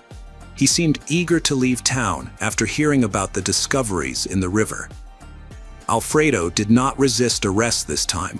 Instead, he feigned ignorance, acting as if he did not understand what was happening or the charges against him. Nevertheless, his nervous demeanor betrayed him, and he promptly requested a lawyer. A medical examination revealed that Alfred had signs of a struggle on his body and several scratches. His right hand's knuckles were swollen, as though he had been involved in a physical altercation. DNA tests confirmed that traces of biological fluid found inside Laura's body belonged to Alfredo, establishing him as the perpetrator. Additionally, particles of Alfred's epithelial tissue were discovered under Laura's nails. Consequently, Escobar was formally charged with rape, murder, and dismemberment. During a search of Alfredo's bedroom, police uncovered numerous bloodstains along with the victim's fingerprints and one of her contact lenses. The most horrific discovery was made in the outbuildings behind the house. It was evidently where Alfredo had dismembered Laura's body. Blood was found everywhere, along with signs of dragging near the gate, where there were also bloody prints. Despite all this evidence, Alfredo persistently denied his guilt. However, detectives managed to reconstruct the events leading up to that tragic night and Laura's untimely death. Alfredo had erased all calls and messages from his phone in an effort to cover up any communication with Laura. His attempts were futile, though, because investigators successfully recovered all deleted information. The day before the tragedy, Alfredo discovered Laura's profile on social media and took an interest in her posts. Seeing her online on Friday night, he decided to reach out. He texted and called her, inviting her for a walk. Laura initially hesitated. Despite this, Alfredo persisted relentlessly, making 2 additional calls and then driving to her house. Upon arriving, he managed to convince Laura to come back to his home. Once there, he began behaving inappropriately towards her. When she resisted his advances, he became violent, physically assaulting her before committing further criminal acts. Laura tried to escape. She cried and threatened to inform the authorities. To prevent this, Alfredo hit her on the head, aiming to silence her cries and halt her attempts at escaping. At this point, he started contemplating his next move. He dragged Laura's unconscious form into a warehouse. Realizing she had stopped breathing, he proceeded with a grim decision to dispose of the body in a brutal manner. Although Alfredo was a mechanic with no expertise in anatomy, his physical strength allowed him to dismember the corpse using a large butcher knife and various tools from his workshop. The following morning, Alfredo transported the dismembered remains to a river and disposed of them in hopes that they would go unnoticed. He discarded not only the body, but also the clothes and weapons used during the crime into the water. After returning home, he cleaned his room meticulously but didn't bother much with cleaning the warehouse. Instead, he just covered the floor with more sand. In the days that followed, Alfredo maintained an outward appearance of calmness and normalcy. However, upon hearing rumors of a body discovered in the river, he made up his mind to leave town. He chose to take his parents along with him, all while they remained unsuspecting of any wrongdoing on his part. Escobar's defense attorney initially requested that his client not be prosecuted until irrefutable evidence was found and DNA test results were available. But when all the evidence was collected, and there was no longer any doubt that Alfredo had committed this terrible crime, the defense changed tactics. Now he tried to blame the victim, saying she agreed to go home with the man, consented to a relationship with him, and then began blackmailing, threatening to report him to the police. The defense's evidence was very unconvincing, and the defendant's attempt to feign mental illness failed miserably. All the evidence and the nature of the defendant's behavior show he was clearly aware of the crime he was committing and then tried to cover his tracks. The victim's blood and DNA were found in his room, in an outbuilding on the property, in the cab of his car, as well as in the back of his pickup truck. Alfredo's ex-girlfriend also appeared in court and reported his addiction to illegal substances and violent tendencies. According to her, when they were dating, the man repeatedly used violence against her and also stole money from her wallet to spend on banned substances. Finally, Escobar was found guilty of all charges against him and sentenced to life in prison without parole. The man pleaded not guilty, showed no remorse for what he had done, and did not apologize to the family of the murdered girl. A wealthy businesswoman, tired of solitude and possessing a significant fortune, met a charming anesthesiologist. He dreamed of finding his ideal partner. From their first encounter, there was a storm of passion between them. Not everyone, however, was pleased with the joy in the eyes of this enamored pair. Deborah, the protagonist of our story, is a stylish, successful, and quite affluent woman. Her millions weren't luck. They were the result of her dedication and hard work. She spent years climbing in the interior design industry and eventually founded her own design firm, Ambrosia. Over 3 decades, Deborah poured herself into this venture with deep passion for her profession. However, her personal life didn't reflect this success. Although she married 4 times, each union ended in divorce. Despite being a devoted mother to her 4 children, her romantic relationships continually fell short. Having secured her financial future, Deborah yearned for something more essential, the simple joy of familial happiness. Her life took a significant turn due to a family tragedy several years ago when Cindy, her older sister, was killed by Billy Vickers in March 1984. During the trial, their mother testified against Cindy and supported Billy. Consequently, Vickers received a very light sentence and spent only a few years in prison for this horrible murder.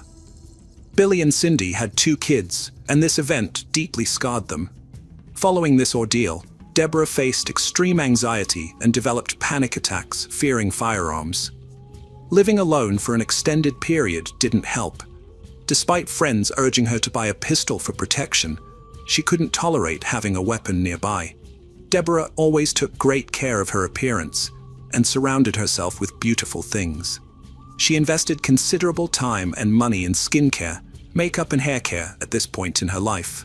She owned a variety of stylish items, including Chanel jewelry, Cartier watches, denim clothing, and Gucci shoes. The only thing she lacked was a devoted partner. John Mayen, a central character in our narrative, was born on February 3, 1958, in California. He grew up alongside his sisters Karen and Donna.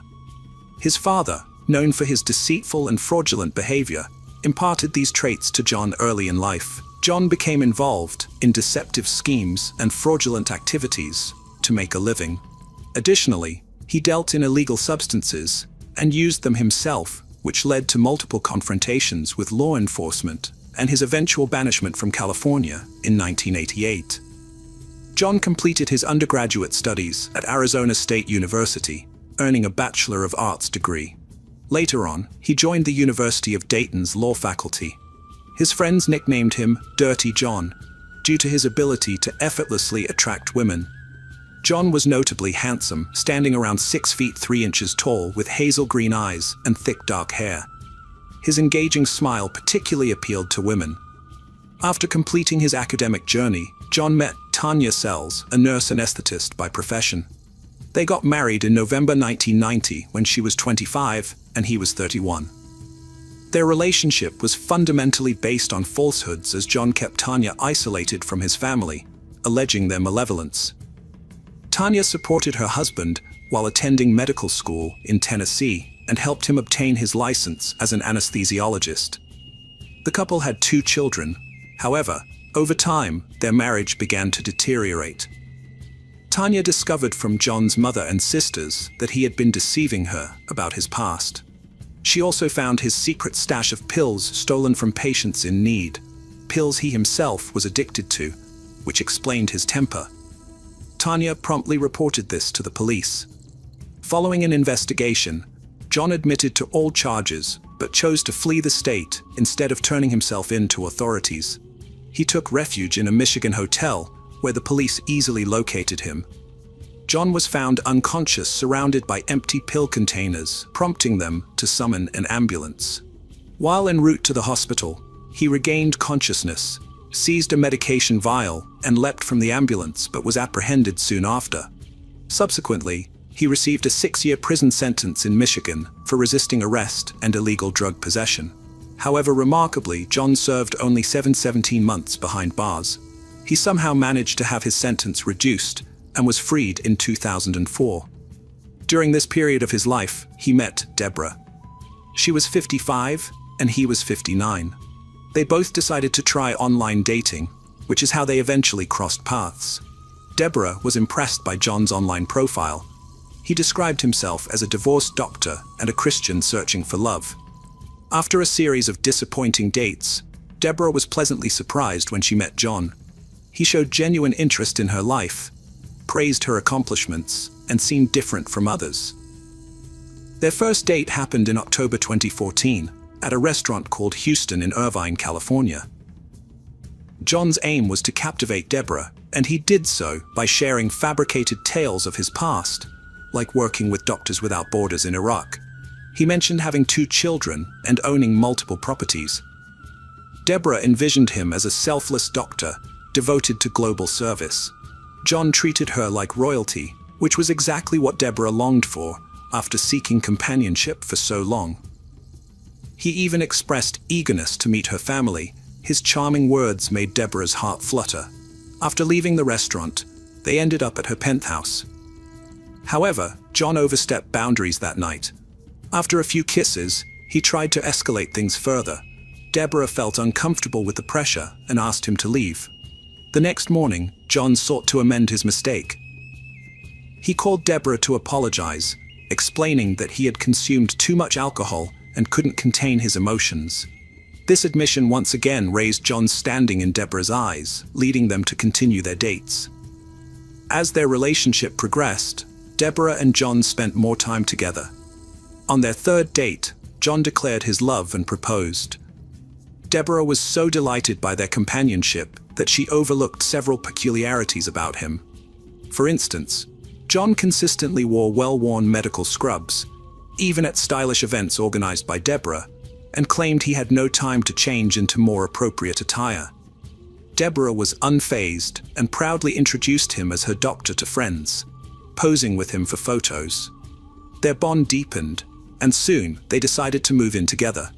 Deborah's daughter Jacine, who lived with her in the penthouse, was forthright and critical of her mother's partners. She disapproved of John's unkempt appearance, finding it strange that her mother, usually dressed in Gucci, was involved with someone in dirty robes. Jacqueline also noticed John's peculiar interest in the penthouse's art, statues and paintings, as if he were evaluating their worth. After just 5 weeks of knowing each other, John convinced Deborah they should live separately. They rented a house for $6,500 a month on Balboa Island's waterfront in Newport.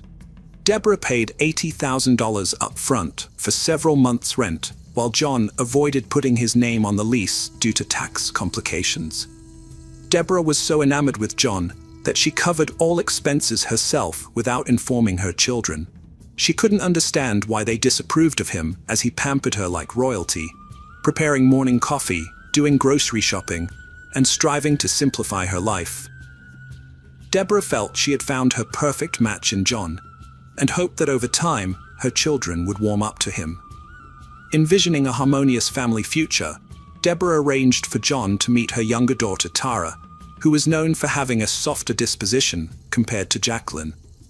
Tara resided in Las Vegas with her boyfriend, and upon hearing about John over the phone, decided to meet him in person. Tara's visit coincided with Deborah and John's move into their new residence. From their first encounter, Tara felt uneasy about John. His lack of cordiality, combined with his silent, solitary efforts in moving belongings, trying to project a tough exterior, didn't sit well with her. Despite reservations, Tara was willing to give John the benefit of the doubt, yet quickly began observing some concerning signs.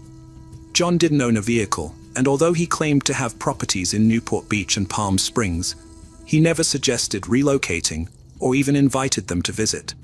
John appeared to spend most of his days at home, often engrossed in video games.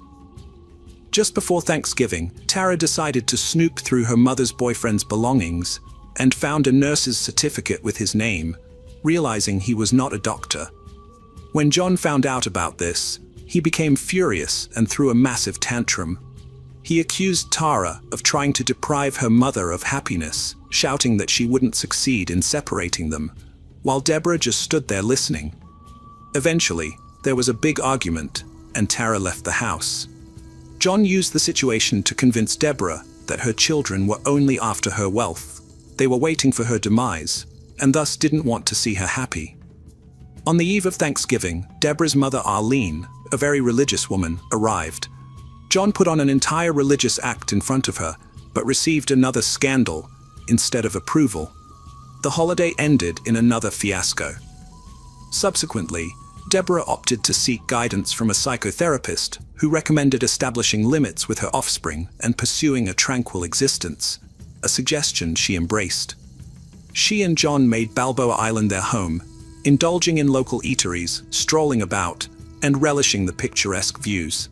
At times, John exhibited youthful exuberance, capturing bare-chested selfies and sharing them with her, engaging in playful activities which rejuvenated her spirit. Deborah was immensely joyful, yet remained apprehensive about John's attire.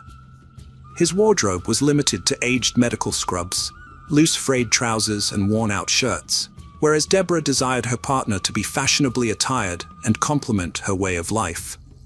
John claimed his finer garments were pilfered during a stint in Iraq. Hence, Deborah escorted him on a shopping spree, acquiring a complete set of high-end designer outfits for him. In early December, John accompanied Deborah on a work-related trip to Las Vegas. By this time, their acquaintance was just under 2 months old, yet they chose to marry. Deborah concealed this development from her children. On one occasion, an unknown woman managed to enter John and Deborah's residence. John seized this incident to persuade Deborah of the need for enhanced security measures. Subsequently, he set up multiple surveillance cameras within their home, which he operated via his smartphone. He extended this surveillance to his wife's office, aiming to monitor her activities. John's objective was to exert total control over their environment. Gradually, Deborah began to inquire about his family background and previous life. For each query, John had an immediate justification or excuse. Despite noticeable inconsistencies, Deborah chose to ignore them, convinced she had met her ideal partner. However, her children remained skeptical. Jacqueline took the initiative to investigate John's activities. Since he didn't own a vehicle, he utilized Deborah's Tesla. Jacqueline installed tracking devices on the car to monitor his whereabouts, but this surveillance didn't reveal anything significant. Then she and Tara engaged a private investigator. The detectives soon returned with findings.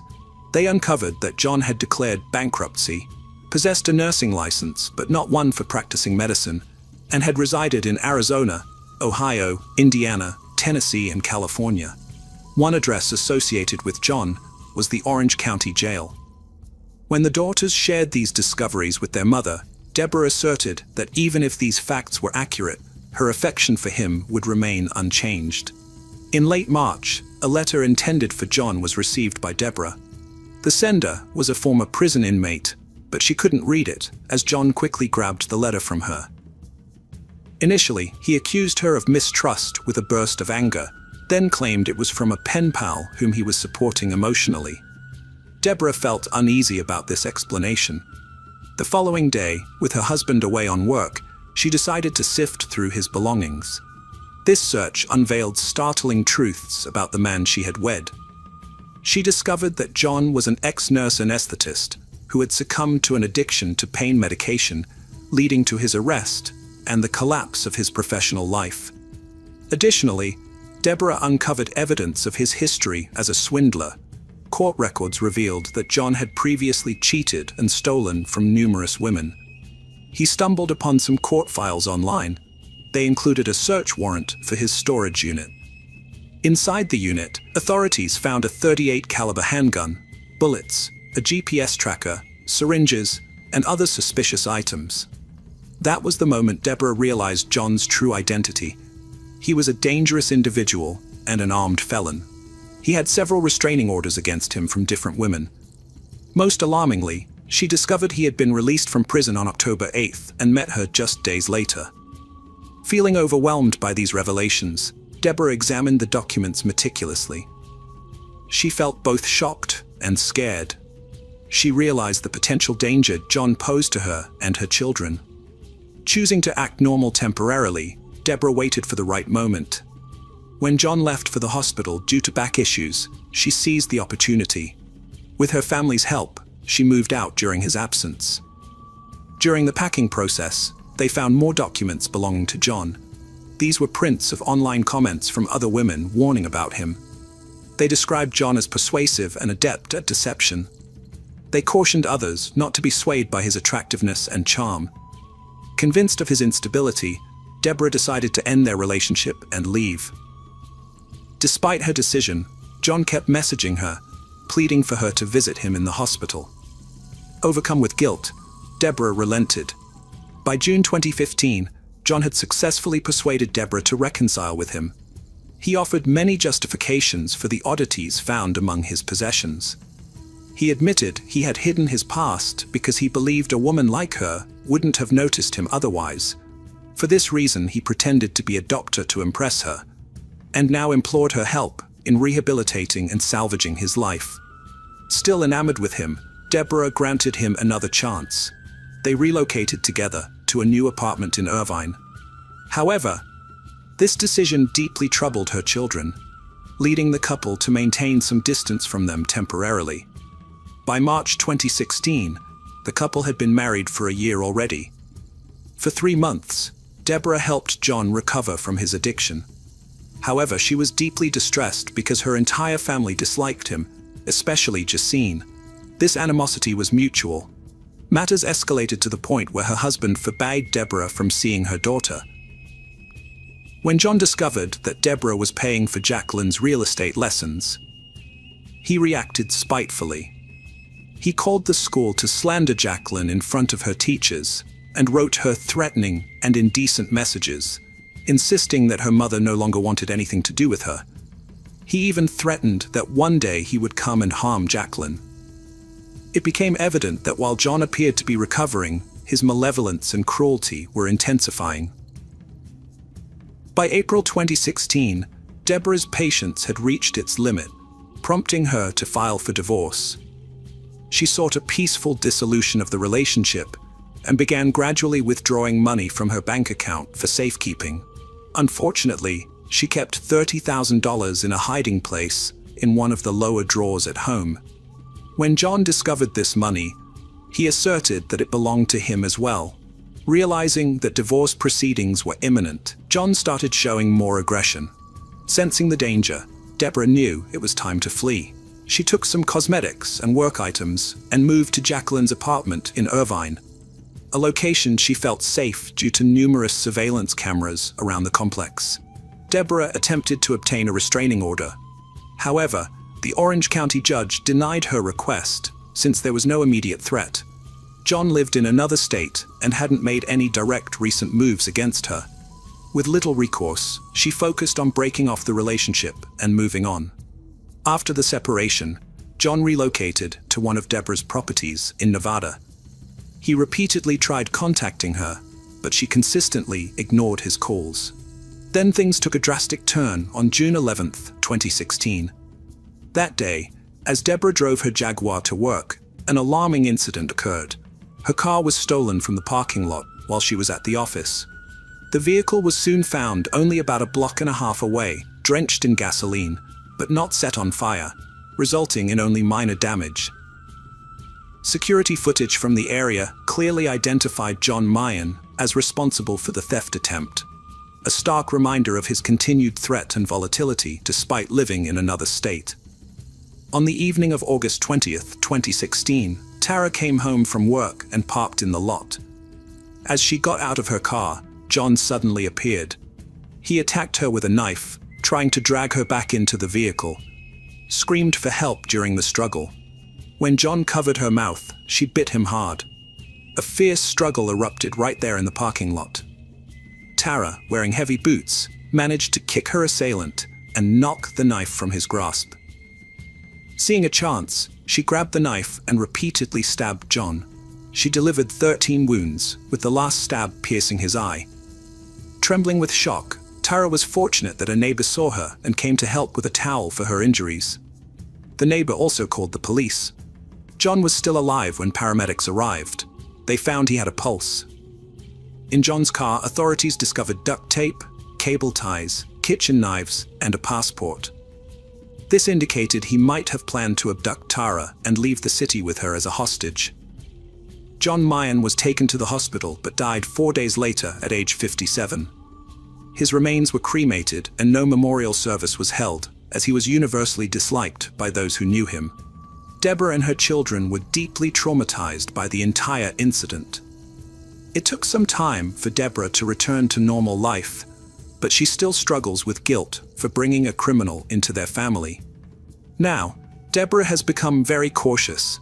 She carries a stun gun and pepper spray at all times for protection. Welcome back, detectives. Let's dive into another horrible case. The case of Autumn Taggart. In 2018, Autumn Taggart was a single mother living in Windsor, a city near the US-Canada border. She resided about a mile from the border that separates Michigan, USA, from Ontario, Canada, with her 9-year-old son, Gavin. On Saturday, June 9, 2018, Autumn, Gavin, and Chris Sherwin, Gavin's father and his Autumn's ex-husband, spent the afternoon together. Despite their breakup, Autumn and Chris had remained on friendly terms, prioritizing their co-parenting of Gavin to minimize the negative effects of their divorce. By the late afternoon, they went grocery shopping together. Afterward, Chris drove Autumn and Gavin to the building where they lived on the 3rd floor.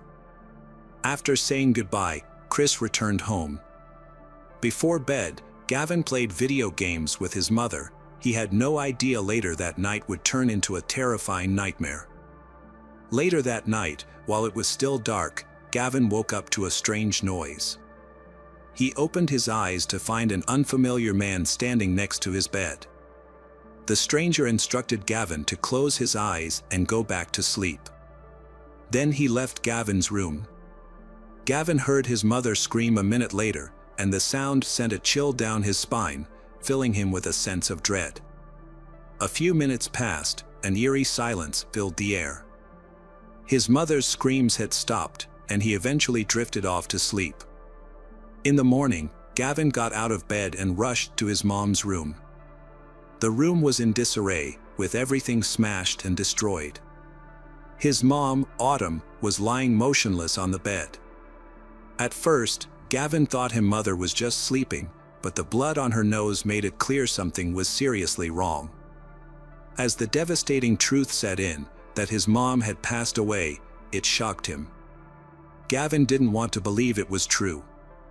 Desperate to escape the pain, Gavin spent the morning playing video games and watching YouTube, trying to distract himself from the truth.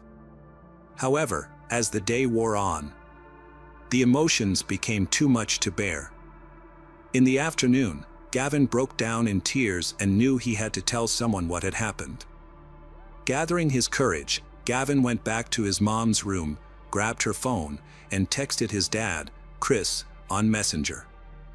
With shaking hands, he typed out a message, telling his dad that Autumn wouldn't wake up. As soon as Chris received the message, he and his girlfriend rushed to Gavin's house. After parking, Chris exited his car and saw his son standing behind a sliding glass door on the 3rd floor of the building. Since Chris didn't have an electronic key to enter, Gavin came downstairs to let him in. Chris then asked his son to stay with his girlfriend while he checked on Autumn, who was not waking up. Upon entering the apartment and bedroom, Chris found Autumn pale and bruised, with a bloody nose. He immediately called 911, and the police and ambulance responded to the scene. However, the paramedics declared Autumn dead due to the severity of her injuries and evidence of a struggle in the bedroom, ruling out the possibility of an accident. As investigators searched the apartment for evidence, a specialist interviewed Gavin to gather more information. The boy revealed that a stranger had entered their house and told him to go back to sleep. He reported hearing his mother's screams, which eventually stopped. Gavin also described the man he saw in his room, recalling that the man was of average height, white, and had disheveled hair, appearing as though he had just woken up.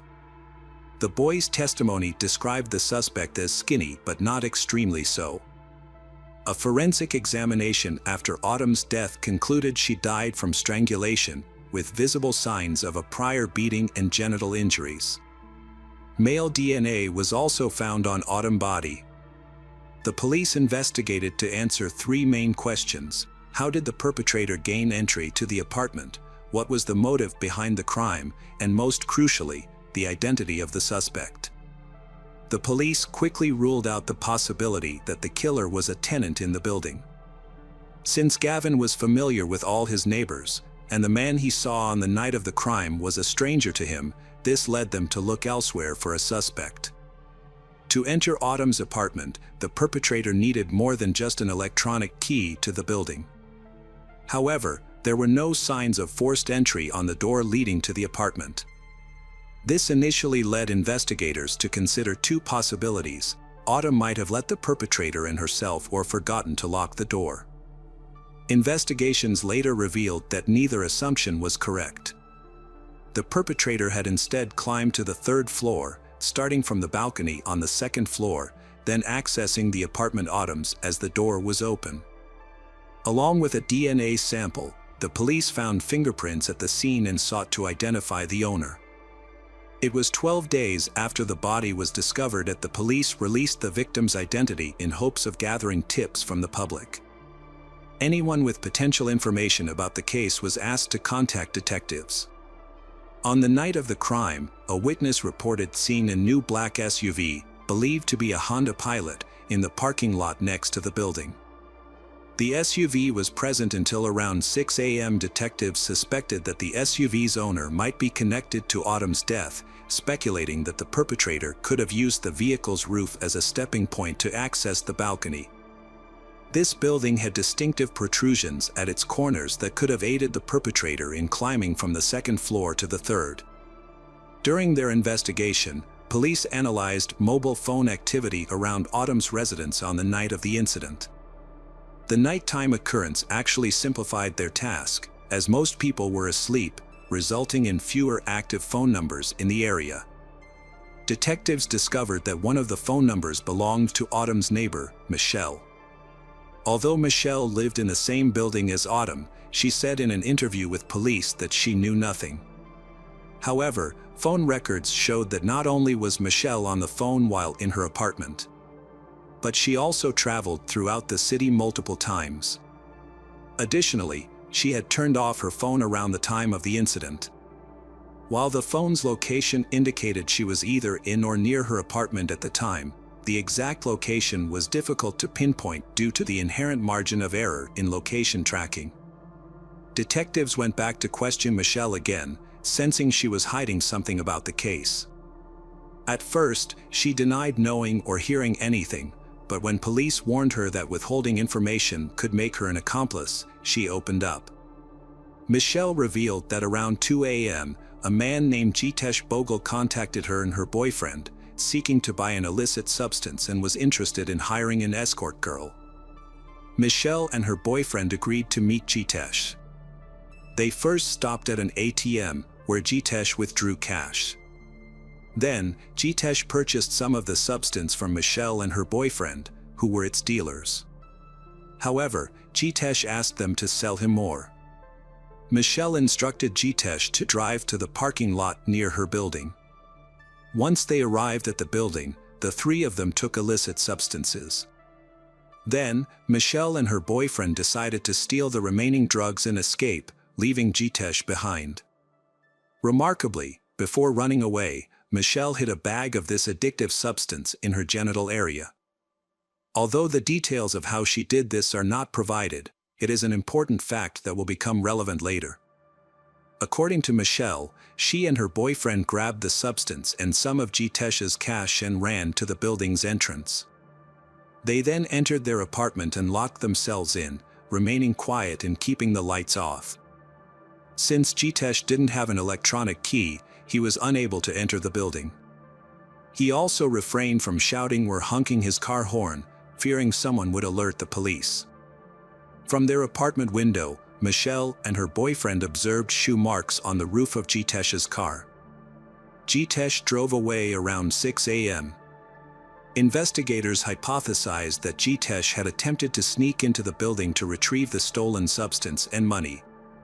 However, not knowing Michelle's apartment, he likely entered Autumn's apartment by mistake. The police now have the phone number and photo of suspect Jitesh. The image was captured from a bank security camera, where Jitesh had withdrawn cash to purchase the substance, and an ATM camera also took his picture. After verifying the phone number, investigators discovered that he was a 27-year-old Canadian citizen. He worked as a car development engineer in Warren, Michigan, and owned a black Honda Pilot SUV. Initially, Jitesh regularly commuted to Windsor, Canada, by crossing the river via bridge or tunnel.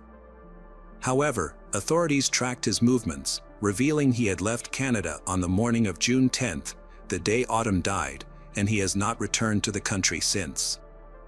Following the release of information about a black SUV at Autumn's house, Jitesh sold his vehicle. The Canadian police collaborated with their American counterparts, learning that Jitesh planned to relocate from Michigan to Washington State, where his parents resided in Kent. After relinquishing his job and left Canada, Jitesh's actions raised suspicions.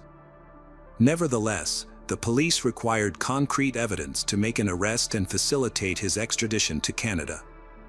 To investigate Autumn's death, the Windsor police sought assistance from the U.S. National Security Agency to track Jitesh's movements. A DNA sample found on Autumn's body likely belonged to the suspect, Jitesh, but a confirmed match was needed. Jitesh, attempting to evade detection, made several attempts to disguise himself. He shaved his beard and wore blue contact lenses to alter his appearance. However, Jitesh eventually made a mistake. During a visit to a bar in Warren, he left behind a used glass, which U.S. agents seized to obtain his DNA. The comparison of Jitesh's DNA to the DNA on Autumn's body took time, but the outcome was predictable. The test confirmed that the DNA on Autumn's body belonged to Jitesh. On August 17, 2018, over 2 months after Autumn's death, Jitesh was arrested at his parents' residence in Kent, Washington. The arrest caught Jitesh off guard, as he seemed to believe he had evaded detection. U.S. authorities have initiated the process of extraditing Jitesh to his home country. In the extradition documents, the prosecutor stated that Jitesh is a threat to society, at risk of fleeing, and unpredictable. Following this development, Canadian police charged Jitesh with the murder of Autumn Taggart. Due to national restrictions, it was not until November 2021 that Jitesh's trial took place. The trial was held across 3 separate courtrooms. In the main courtroom were the judge, the prosecutor, the jury, Jitesh, and Jitesh's defense team, all present for the proceedings. 2 additional courtrooms were equipped with large screens to broadcast the trial to Autumn's family members and other attendees. During the trial, Jitesh pleaded not guilty to the first-degree murder charge. He claimed that Autumn's death was accidental. According to Jitesh, on the night in question, Michelle and her boyfriend stole money and an illicit substance from him. The incident upset Jitesh, prompting him to exit his vehicle and pursue Michelle. However, due to his intoxication from consuming a substantial amount of alcohol and substances, Jitesh's memory of that night's incident is very limited. He recalled entering Autumn's apartment after climbing onto the balcony. However, he claimed he mistook her for Michelle, someone he believed had previously robbed him, on he finding Autumn asleep in her bed. Autumn woke up and screamed, but Jitesh immediately ordered her to be quiet. However, she continued to scream, and in an attempt to silence her, he covered her mouth with his hand. Unfortunately, this action caused Autumn to suffocate. Jitesh later claimed that he did not realize he had caused Autumn death until her screaming stopped. He attempted to revive her with CPR, but it was unsuccessful. Additionally, Jitesh did not recall how Autumn sustained genital injuries or how he left her apartment. His lawyers argued that the crime was not premeditated, citing Jitesh's extreme intoxication and inability to control his actions as the reason. According to them, his actions, including covering Autumn's mouth to silence her, were not a deliberate to take her life. According to defense attorney Peter Thorning, Jitesh was too drunk to fully understand the consequences of his actions. Peter emphasized that Jitesh's behavior could be attributed to his intoxication, and that the tragic outcome was unintentional, stating, "Sometimes terrible things happen without us intending the result, and that is what happened in this case." The lawyers pointed out a crucial aspect of the case. There was no evidence that Jitesh had engaged in intercourse with Autumn. This detail is significant, as it could impact Jitesh's sentence. Although Jitesh's DNA was found on Autumn's body, it was not seminal fluid. The lawyers argued that the appearance Jitesh's DNA could be the result of cross-contamination, where DNA is transferred from one surface to another. This could have occurred through the gloves of a forensic expert, for example. Jitesha's lawyers attempted to prove that John Lort, who worked in the forensic unit during the investigation, mishandled evidence and accidentally transferred their Jitesha's DNA to Autumn's body. John Lort's responsibilities included photographing the crime scene and collecting evidence that came into direct contact with Autumn. The defense lawyer, Peter Thorning, suggested that John Lort may have caused cross-contamination by rotating the body on the bed sheet, which was seized as evidence. This action could have resulted in the transfer of DNA or fluids between the body and the sheet. During cross-examination, John Lort testified. Peter Thorning asked John Lort if he had received proper training to work as a forensic identification expert. John Lort replied that he had taken precautions to prevent cross-contamination by changing gloves between handling each piece of evidence and using his camera to take photographs. John Lort searched Autumn's room for fluids such as urine, saliva, and semen. The reason for this search is that the likelihood of a sexual assault is higher when the victim is female. During the trial, John Lort testified that he found no indication of a sexual assault based on his search for fluids.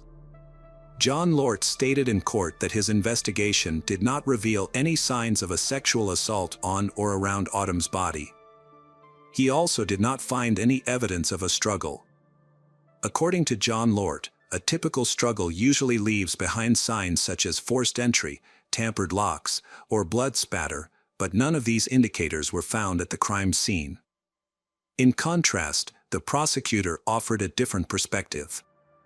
Referencing a past instance where Michelle hid a substance in her genital area, the prosecutor suggested that the defendant knew about this and searched Autumn's body in the same area. He claimed that even though Jitesh used his hand, the act was still a form of assault. The prosecutor expressed strong disapproval of Jitesh's actions. During questioning by the prosecutor, Jitesh was asked why he did not immediately call 911 when Autumn stopped breathing. Jitesh responded, he disagreed, although the context of this response is unclear. Jitesh expressed his fear that the police would not believe him if he reported what happened. During his testimony, Jitesh admitted that he had limited recollection of the incident that transpired in Autumn's room.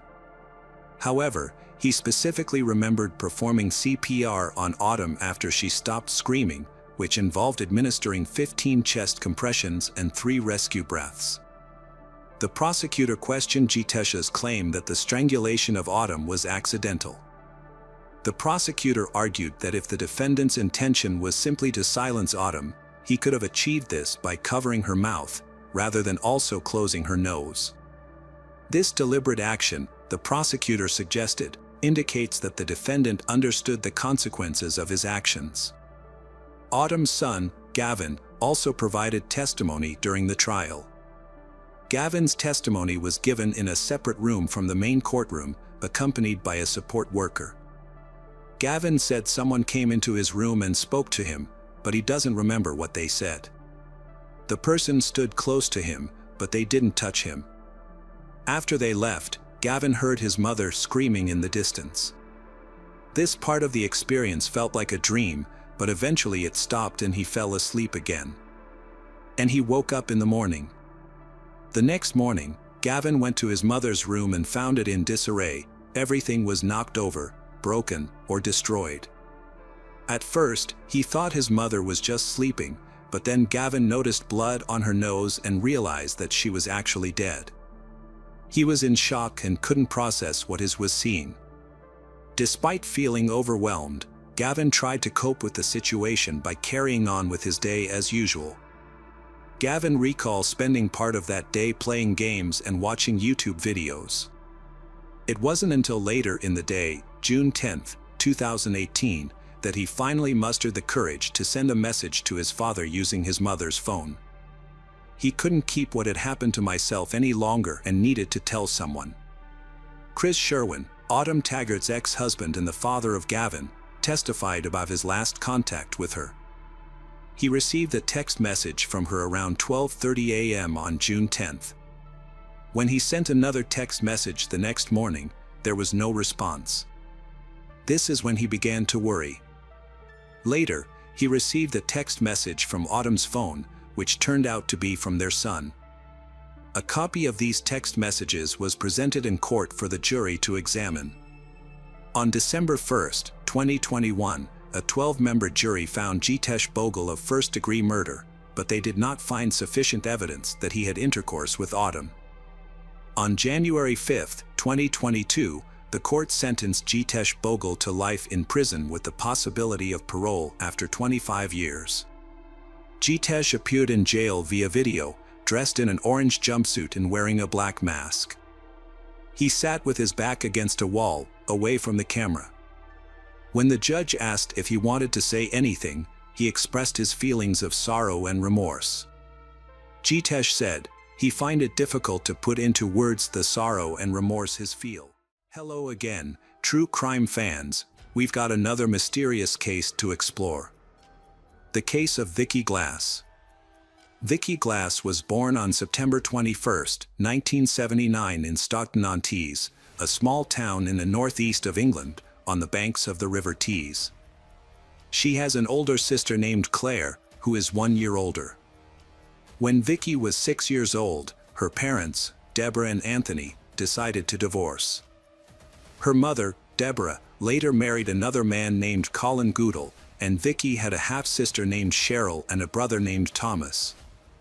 Although her parents divorced, they continued to live in Stockton. Vicky developed a passion for music from an early age, becoming a big fan of Michael Jackson and the musical Cats. Between the ages of 13 and 18, she joined a local jazz band and often performed with her friends. After graduating from Blackstone High School, Vicky continued her studies at the academy and earned 5 college degrees. However, her life changed dramatically.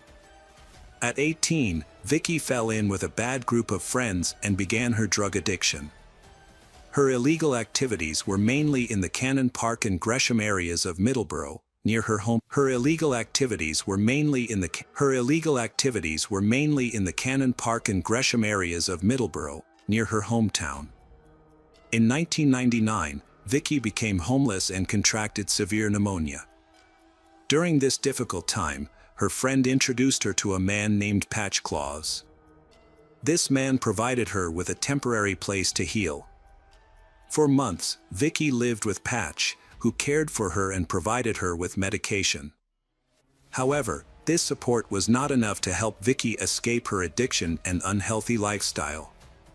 On September 23, 2000, a few days after her 21st birthday, Vicky left Patch's house with her friend for the last time. She had initially stayed at Cannon Park in Gresham.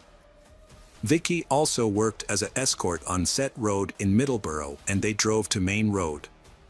Main Road was notorious for escorting and illegal activities.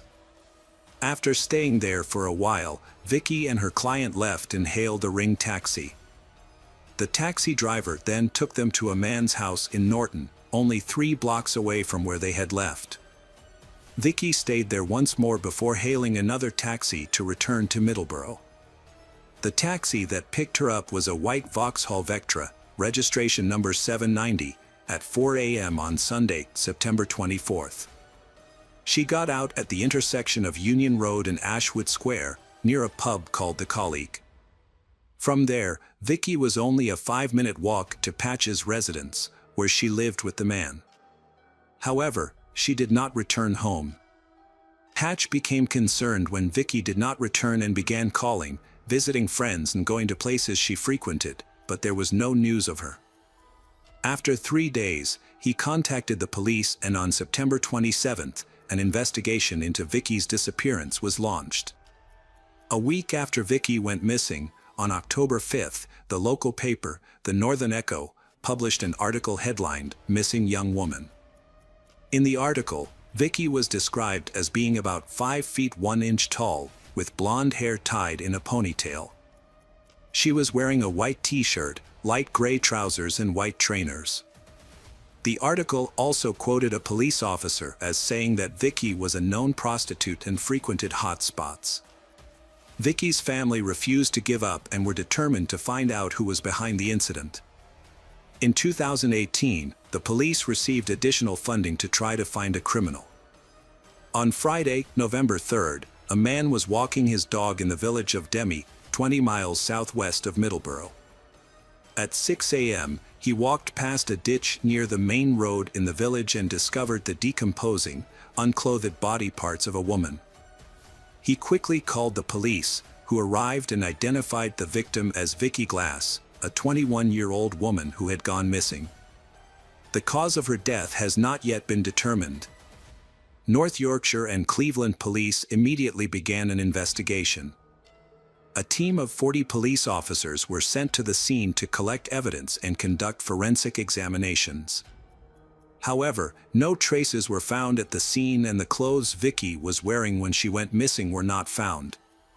Detective Brian Dan, who is leading the investigation, has appealed to journalists to contact anyone who knew Vicky, spoke to her, and has any information that could help the investigation. As Demi was a popular tourist destination, police appealed to anyone who might have been in the area to contact them. Police noted that the car that brought Vicky to the village may have stopped on the roadside outside the village before entering the village and asked people to be aware of this stop. On November 13, 2000, Vicky's mother Deborah addressed the press appealing for witnesses to her daughter's disappearance. Police placed a picture of Vicky in the pub where she was last reported missing, as well as in other areas of the city where sex workers were known to operate. By November 20th, police had interviewed nearly 500 people and received more than 150 statements. Those interviewed included former clients of Vicky and drivers who used the Cannon Park overnight car park where Vicky and other sex workers often worked. The police laid flowers on her grave where her body was found. They then appealed to the public for any information that might help them find the culprit. Two men in Vicky's family tried to stay calm, appealing for the public's cooperation in the investigation. Meanwhile, Vicky's mother, Deborah, was extremely distraught and could not attend the ceremony. After questioning many people, the police found important information. They said that about 12 prostitutes may have information related to Vicky's disappearance. The police began a more thorough investigation. In March, the police began to closely monitor lorry drivers stopping at Cannon Park car park. Next, the police arrested a 39-year-old man from Grimsby, but he was released on bail and his identity is still kept secret from the public. On January 9, 2002, police arrested a 47-year-old man on suspicion of being involved in Vicky's case. 2 days after his arrest, on January 11th, the man's name was given as Eric Coates. He was a resident of South North Yorkshire and lived about 45 miles south of Middleborough. Eric regularly used the services of prostitutes and was a client of Vicky. This was the third time Eric had been questioned about Vicky's disappearance. Police searched his home, where he lived with his parents. Police said Eric could not provide an alibi for his whereabouts on the day Vicky went missing, although he did mention that he may have been at his home because it was his father's birthday that evening.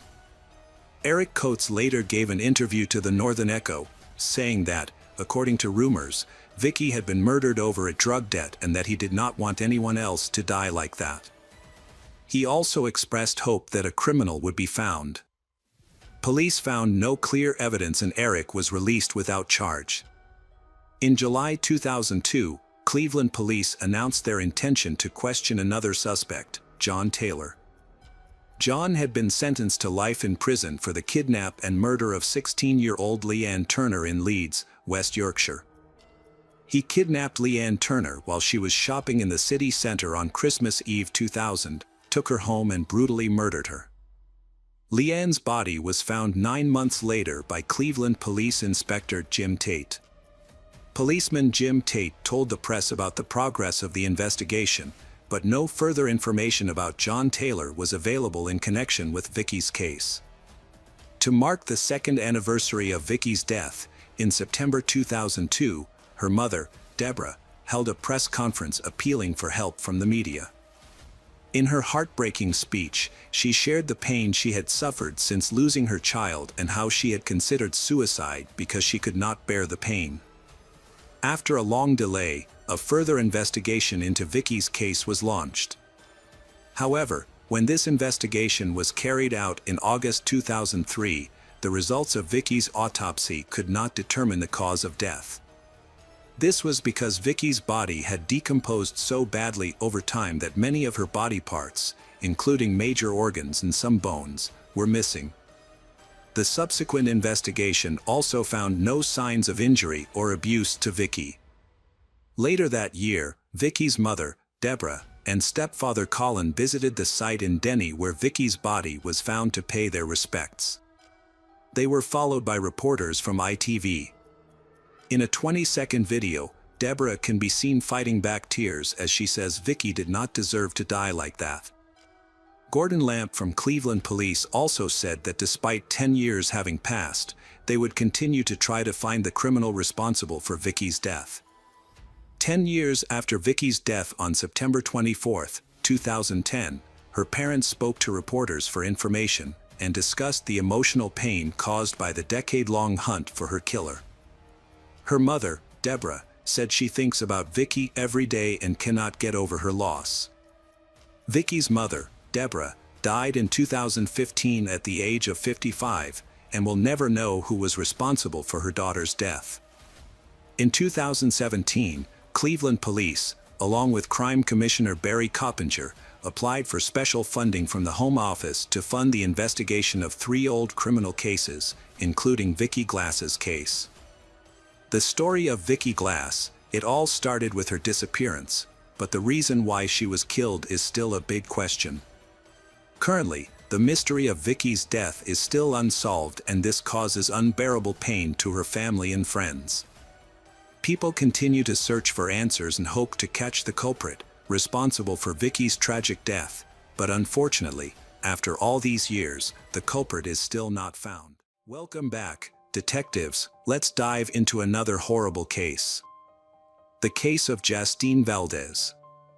On May 19, 2018, Justine Valdez, 24, after completing the residency permit application process, she went to the gym to work out, finishing at around 4:20 p.m. With plans to go home, her mother, Terrace, texted her to pick up some bread on the way.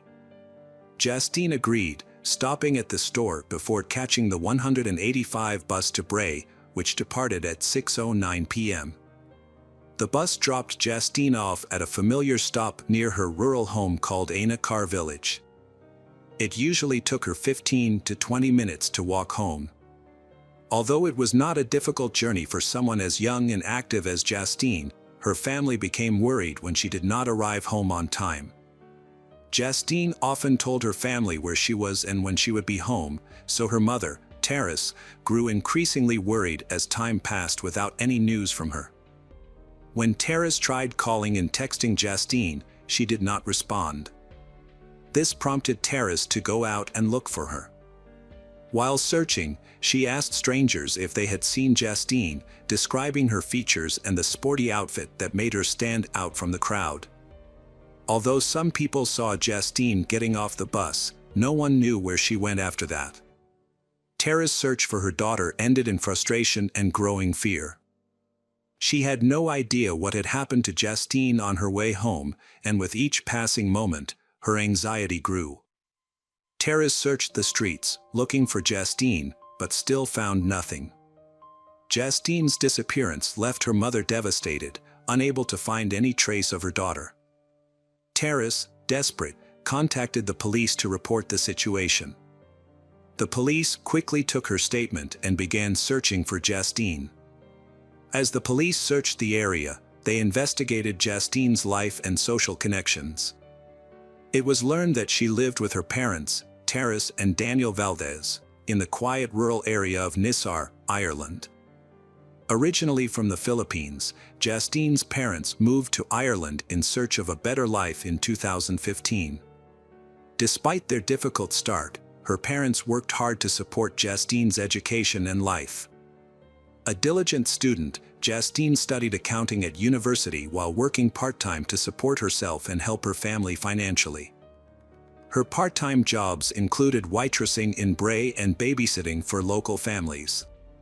Her parents, who lived in the servants' quarters of a large estate, worked for a prominent family, her mother as a housekeeper and her father as a gardener. Justine was known to be responsible, hardworking, and devoted to her family. Furthermore, her limited social circle and lack of typical teenage rebellious behavior made the idea of her running away seem implausible.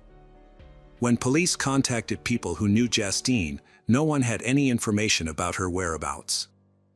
The possibility of her running away was quickly ruled out. She was extremely close to her parents and kept them updated on her daily activities. On the day she went missing, she exchanged 63 text messages with her mother. The last of which came at 6:24 p.m. when Justine got off the bus. Police trying to find Justine received a vital tip. This led them to a disturbing incident that occurred just minutes after Justine got off the bus. A female driver reported seeing a man aggressively pushing a dark-haired Asian woman, wearing tracksuit bottoms similar to Justine, into the boot of a black Nissan Qashqai. The woman and her 12-year-old son drove past the scene and immediately called the police. Shortly after, another driver witnessed a similar alarming scene. This time, the Asian woman, who appeared to be very frightened, was seen sitting in the back of the car, knocking on the window for help. The driver who witnessed the incident discussed it with his wife when he got home, and he immediately called the police at 7:20 p.m. to report a possible kidnapping. Another driver also contacted police about a Nissan driving erratically near the scene. Police quickly arrived at the location, which the woman had called them earlier. When they arrived, they found Justine's broken phone and a bag of bread left on the side of the road, raising serious concerns for her safety. After the kidnapper tried to stuff Justine into the trunk of the car but she resisted, he forced her into the back seat and drove off to an unknown location. The suspect's black Nissan was immediately placed on the wanted list, leading to a large-scale search effort involving patrol cars and helicopters. However, the nighttime search was hampered by darkness and made no progress. The search continued as the day wore on, with police looking at witness accounts to narrow down the area where the perpetrator might be.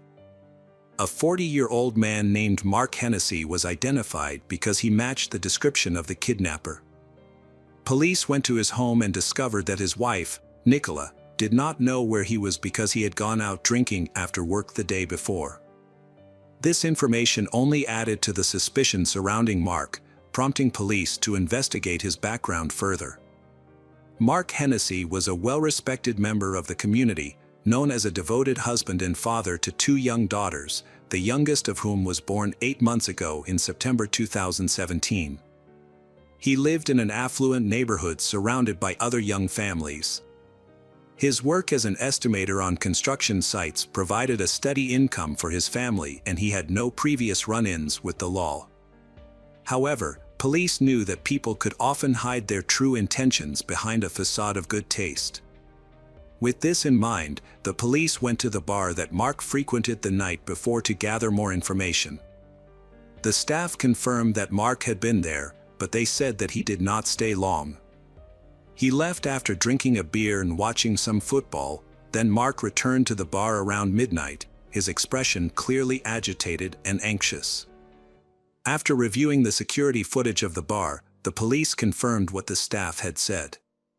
They observed Mark staying there for about 10 minutes before leaving at 5:40 p.m. Engrossed in a conversation on the phone, he quickly went to his car and drove away. Then he returned to the bar around 11 p.m. Mark returned to the bar and talked to someone he knew at the entrance for a while before leaving the bar. Police began investigating Mark's activities between 5:40 p.m. and 11 p.m. A key discovery was then made when police analyzed surveillance footage from Justine's bus route.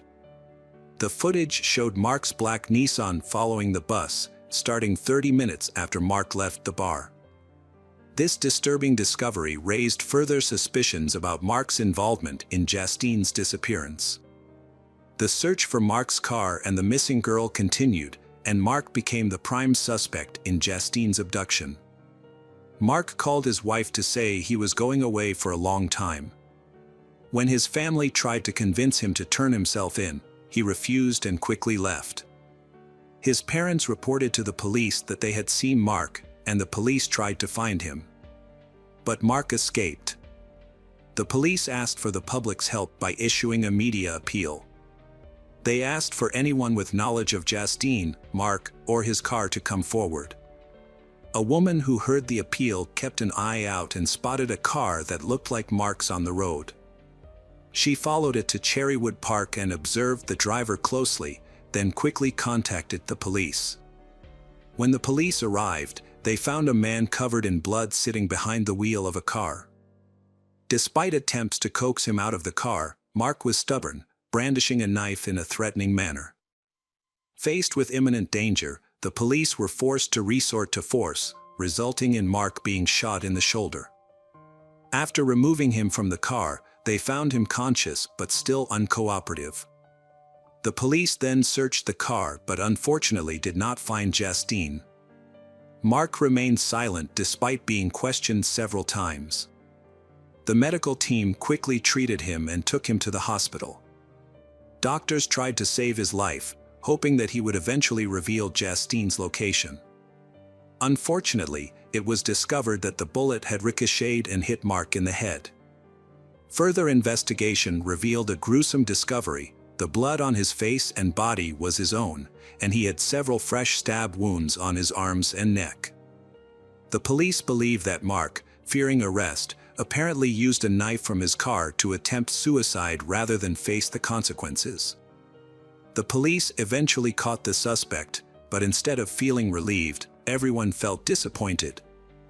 They found the suspect in his car, but they still hadn't found the missing person they were looking for. A glimmer of hope came when police discovered a piece of paper at the scene. Although it was covered in blood, they could read the words "sorry" and "Pease Castle." These words suggested that this might be a clue to finding Justine. Despite this small hope, they persisted. A search was launched in a forest in South Dublin, based on a clue found near a castle. First, searchers found Justine's wallet, which contained her identification. Then, on May 21st, searchers discovered Justine's body. An autopsy revealed that she had been murdered on the night of her abduction, and that she had died from strangulation.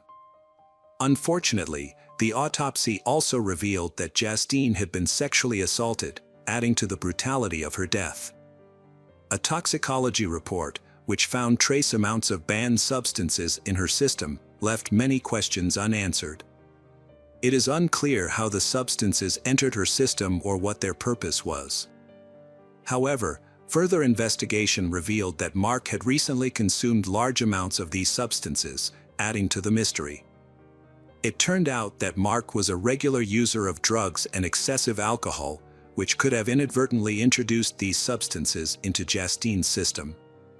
At the same time, Mark's family life was also beginning to fall apart due to his addiction, debt, and frequent arguments with his wife. Investigations into Mark's activities have revealed that he used the dating app Tinder to interact with multiple women and flirt with women at bars. The discovery of Mark's DNA on Justine's body further strengthened the police's suspicion that he was involved in Justine's kidnapping and murder. As the police investigated the case, they discovered that the murder was motivated by sexual desire, and Justine had unwittingly become Mark's target.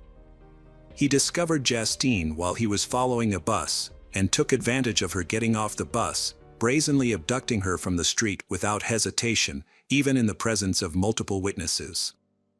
An investigation into Justine and Mark's phones revealed no previous connection or communication between them.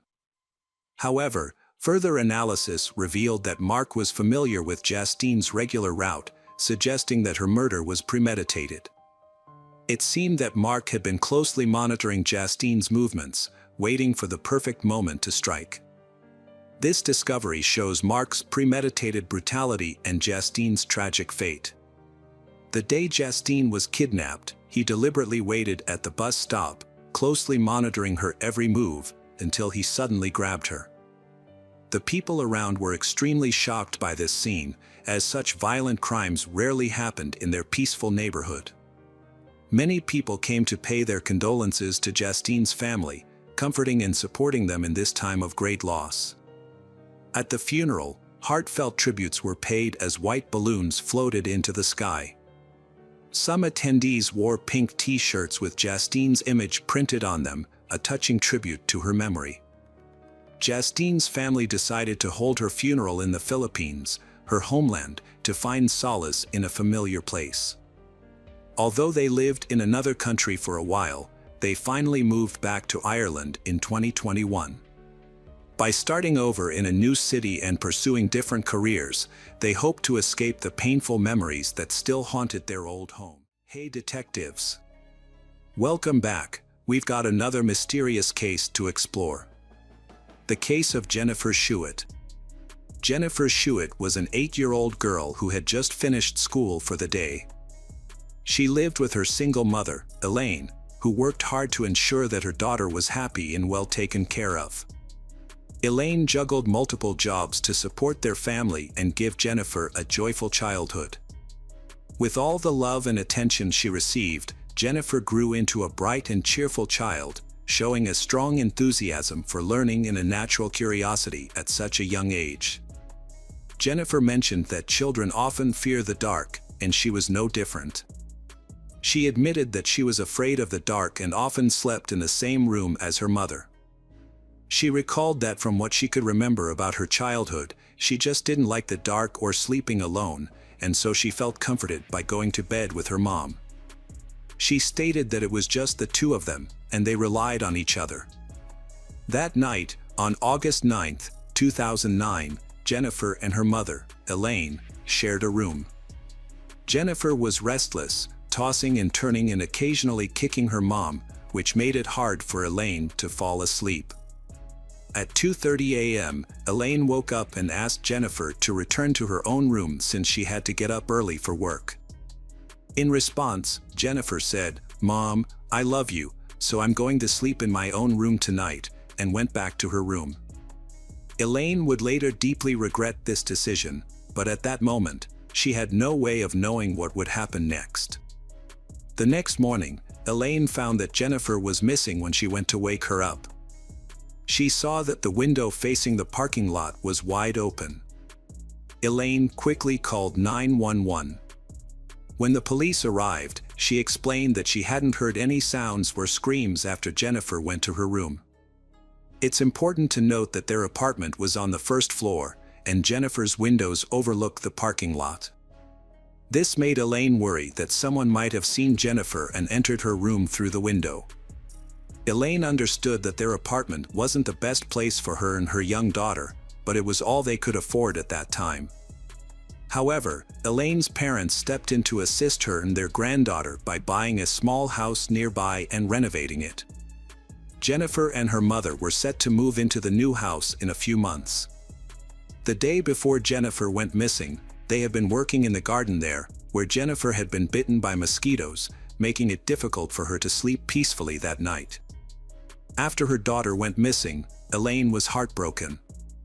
She expressed that Jennifer was her only child and begged for her safe return. The police dedicated themselves to finding her. Fortunately, Elaine received news sooner than expected. Later that day, around 6:30 p.m., the police got a call from parents whose children were playing in a field and discovered something alarming. To their shock, they realized it was a young girl. When the police arrived at the scene, they found 8-year-old Jennifer Schuett's body in the middle of the field, 5 kilometers from her home. Jennifer was in a serious condition, but she was still breathing. She had a deep cut across her throat. The most life-threatening injury was this wound, which led to significant blood loss and left her very pale and weak. She was rushed to the hospital in critical condition, where doctors worked hard to save her life. One doctor recalled that when he first saw Jennifer in the emergency room, she was a fairly small 8-year-old, very pale, and covered with ant bites and scratches on her back. He mentioned that she couldn't make any sounds because of the injury to her neck. Fortunately, he added that after the operation, Jennifer's condition stabilized and the bleeding stopped. He stated that they had completed her surgery, her airway was stable, and she wasn't bleeding, so they were very hopeful about her survival. When she regained consciousness after the surgery, her behavior underwent a sudden change. It turned out that she was afraid of all men. She later recounted that she had been kind of a hard patient to deal with because she had a lot of male doctors, and she was scared of males. Additionally, the Dickinson Police Department deployed a whole team to guard her hospital room. Throughout this time, Jennifer was in a constant state of panic. She even hit a doctor in the stomach when he tried to approach her. Elaine tried to comfort her daughter by explaining that everyone present was there to help her. Despite this, Jennifer remained distrustful of those around her. Her behavior became clearer when she disclosed what had happened to her that night. An investigator noted that they knew they had a survivor who couldn't speak and that the challenge was getting information from her. After all, she was only 8 years old, so it was tough. Because Jennifer was too scared to speak directly to the investigator, the detectives provided her with a notebook and pens. They asked her to write down her answers to their questions. Jennifer communicated through notes to her mother, who then relayed the note to the officer. Surprisingly, her written responses were very detailed and accurately described the events. Despite her young age, Jennifer demonstrated impressive intelligence. According to the note, that night, Jennifer entered her room, turned on the light, and picked up a book to read, hoping it would make her sleepy. It worked, and she soon fell asleep. Suddenly, she woke up to find the stranger carrying her out of the house. She said that he was running with her down the sidewalk and that she tried to scream, but he covered her nose and mouth. Afterward, he put her in a car and identified himself as an undercover police officer. Immediately, Jennifer felt that something was off, as she noticed her mother's car in the parking lot, which left her puzzled about their destination. While she understood that police are generally trusted, her mother had always warned her not to trust strangers. Jennifer recalled that as a child, she had wanted to believe the stranger, but the lessons she had learned about strangers in school, along with her fear of the dark, told her that something was seriously wrong. When they passed her grandparents' house, Jennifer suggested that he could drop her off there, but he replied that he couldn't because they were not home. At that moment, she realized that he was lying since their car was parked in the driveway. The man had stopped near Jennifer's school, which was about 3 kilometers from her house. He had told her to watch the moon closely and said that when it changed color, her mother would arrive to pick her up. Jennifer recalled waiting anxiously for her mother's headlights, but they never appeared. At that moment, she sensed that the man was mentally preparing himself for his true intentions. After 5 minutes, the stranger remarked that her mom wasn't coming, so they needed to go farther. He then drove a few more blocks to a dead-end street and stopped the car. Jennifer once again sought confirmation that he was a genuine policeman. She mentioned that she was questioning him and needed him to prove he was an officer. She asked him where his gun and badge were. He responded that his gun was in the back seat of the car. As Jennifer turned to look for it, the suspicious officer removed her underwear. Jennifer lost track of time while in the stranger's grip because she passed out. She only became aware of her surroundings again when he was pulling her by her ankles through the field. Despite the intense pain caused by twigs and stones pressing into her back, she acted as if she were dead and remained silent, knowing that this was her opportunity to survive. He eventually released her feet and left her alone in the field. Jennifer heard him walking away, followed by the sound of his car door slamming and the engine starting as he drove off.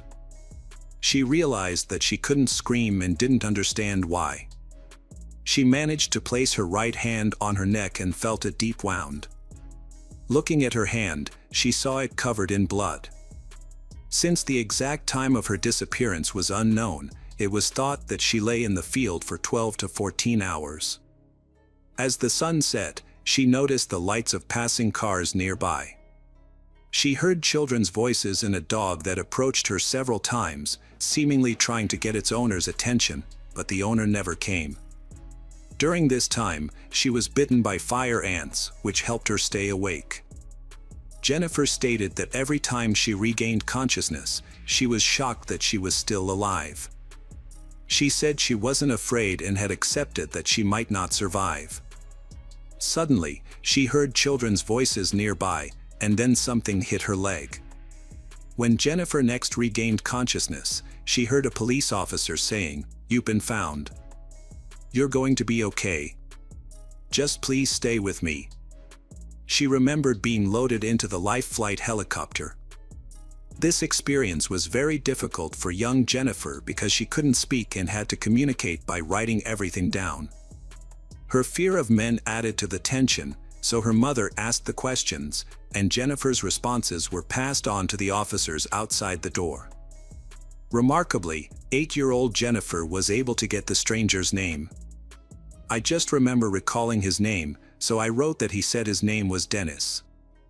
I remember thinking he looked greasy and that he might have had a scar or something on his face."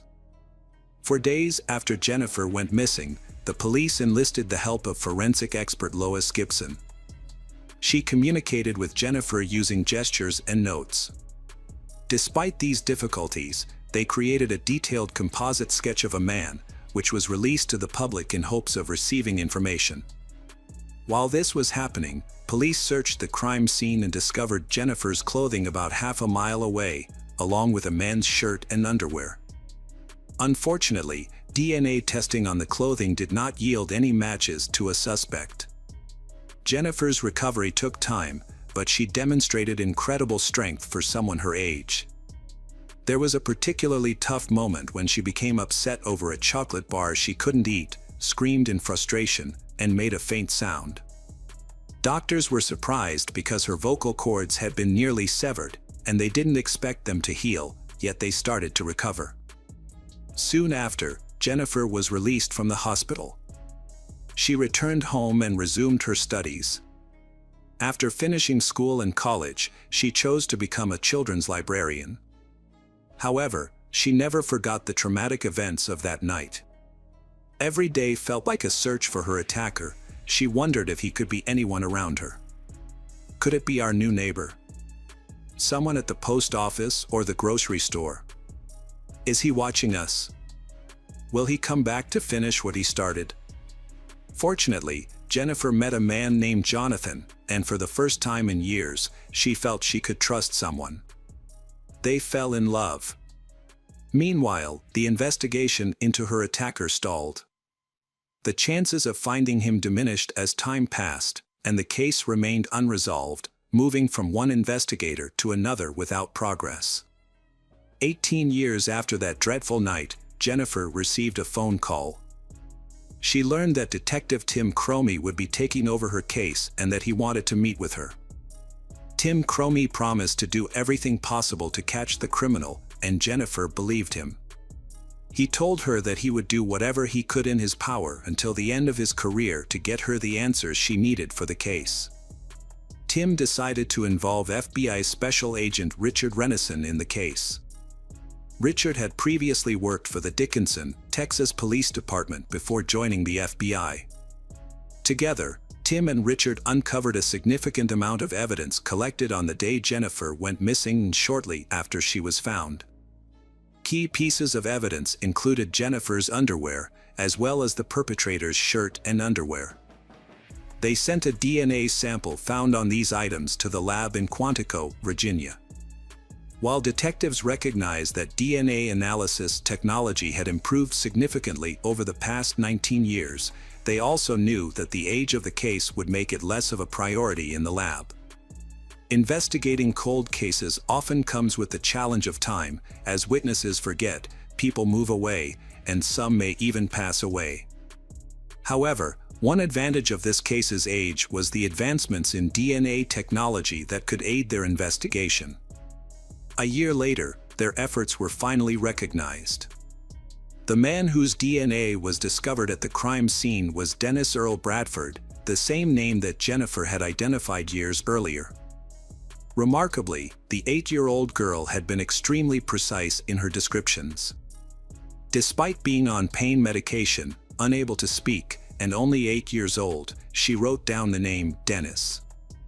This was a significant indication of her accuracy. In fact, it later became clear just how precise she was about many details. Dennis Bradford, now 39, lived in North Little Rock, Arkansas, and his DNA had been entered into the national database after he assaulted a woman in a bar in 1996. He was sentenced to 12 years in prison but only served 4.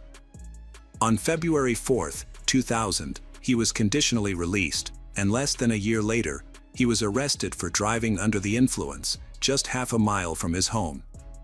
He remarried and worked as a welder until his arrest in 2009.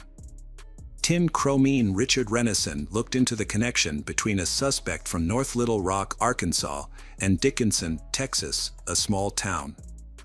They discovered that the man had been arrested in Dickinson in 1987, 3 years before Jennifer's attack. At that time, he had 2 addresses located within 2 miles of Jennifer and Elaine's apartment. To verify that he was the kidnapper, detectives requested a 19-year-old photo from his driver's license. When they saw the photo, they were shocked because it resembled the composite sketch made with input from 8-year-old Jennifer. One detective asked if Dennis had ever heard the name Jennifer Shuett, to which he replied affirmatively. The detective then inquired if Dennis had ever had the occasion to come into contact with her, and the suspect again confirmed this. When asked to elaborate, Dennis hesitated, stating that it was a lot to explain, but he believed that if the detective were to see her, he would be extremely proud of her. Finally, and the suspect stated that Jennifer was alive, repeating that she was alive. The detective reacted with disbelief, exclaiming, "Oh God."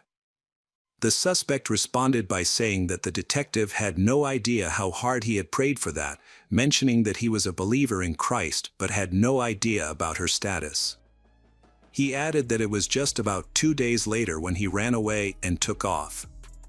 Dennis Earl Bradford was arrested on October 19, 2009.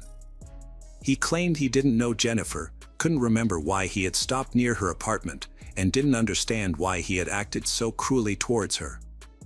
Bradford also shared a significant detail that investigators were unaware of. After the attack, he felt intense guilt. He wanted to pull the trigger but ultimately changed his mind. Following this, he was admitted to a psychiatric ward, which was the same hospital where Jennifer was still receiving treatment at that time. He had been very close to her at that time. Immediately after the interrogation, detectives informed Jennifer that the criminal they had been searching for 19 years had been arrested. Jennifer expressed that when they called her that morning and told her that they had really arrested Dennis Bradford, it was the most moment of her life and meant everything to her. She conveyed her gratitude to the detectives for fulfilling their promise and, above all, wanted to thank Detective Tim Cromie from the Dickinson Police Department and Special Agent Richard Renison from the FBI for all their hard work and dedication over the last year and a half. She emphasized that their promise from day one, never giving up on her case and hearing her voice while seeing her determination, meant a lot to her. Jennifer also admitted her anticipation of facing Dennis Bradford in the courtroom since he was willing to plead guilty and not drag out the trial. Jennifer was given the opportunity to select the court date and chose August 10, the 20th anniversary of the attack. She mentioned that she remembered staying up late, endless nights, trying to perfect her victim impact statement, writing, erasing, and writing again, just trying to perfect what she wanted to say.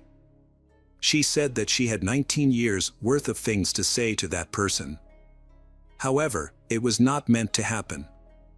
On May 10, 2010, a few months before the trial, Dennis hung in his jail cell, which made her feel that her right to see the case through to the end had been taken away. Jennifer went to Dennis's grave and read aloud what she wanted to say in court, stating that Dennis Bradford had chosen the wrong little 8-year-old girl to try and murder because for 19 years, she had thought of him every single day and had helped in searching for him. She expressed that in her heart, she knew he was out there, and now she realized that by listening to her heart all those years and never giving up on finding him, she had been right. After finishing her speech, Jennifer turned to her husband and wondered if Dennis had hurt her.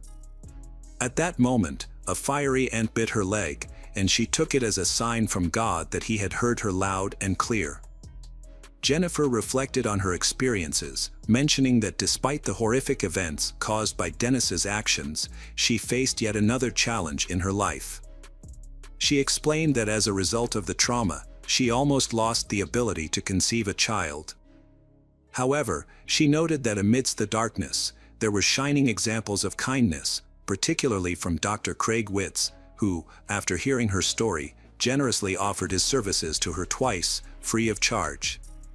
She shared that at the end of 2012, she and her partner welcomed their daughter Jenna and later their son Jonah, expressing her disbelief by saying that it felt like a dream and questioning who would have thought that they would really be her happy ending.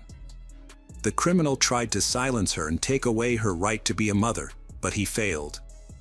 Jennifer desires for her story to be shared, not for her own sake, but for others who have endured similar ordeals and must cope with them every day.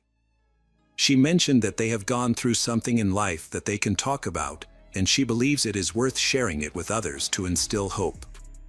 She expressed her hope that this would inspire others to use their voice to help someone else. Jennifer also added that, in the end, she is not a victim but instead victorious.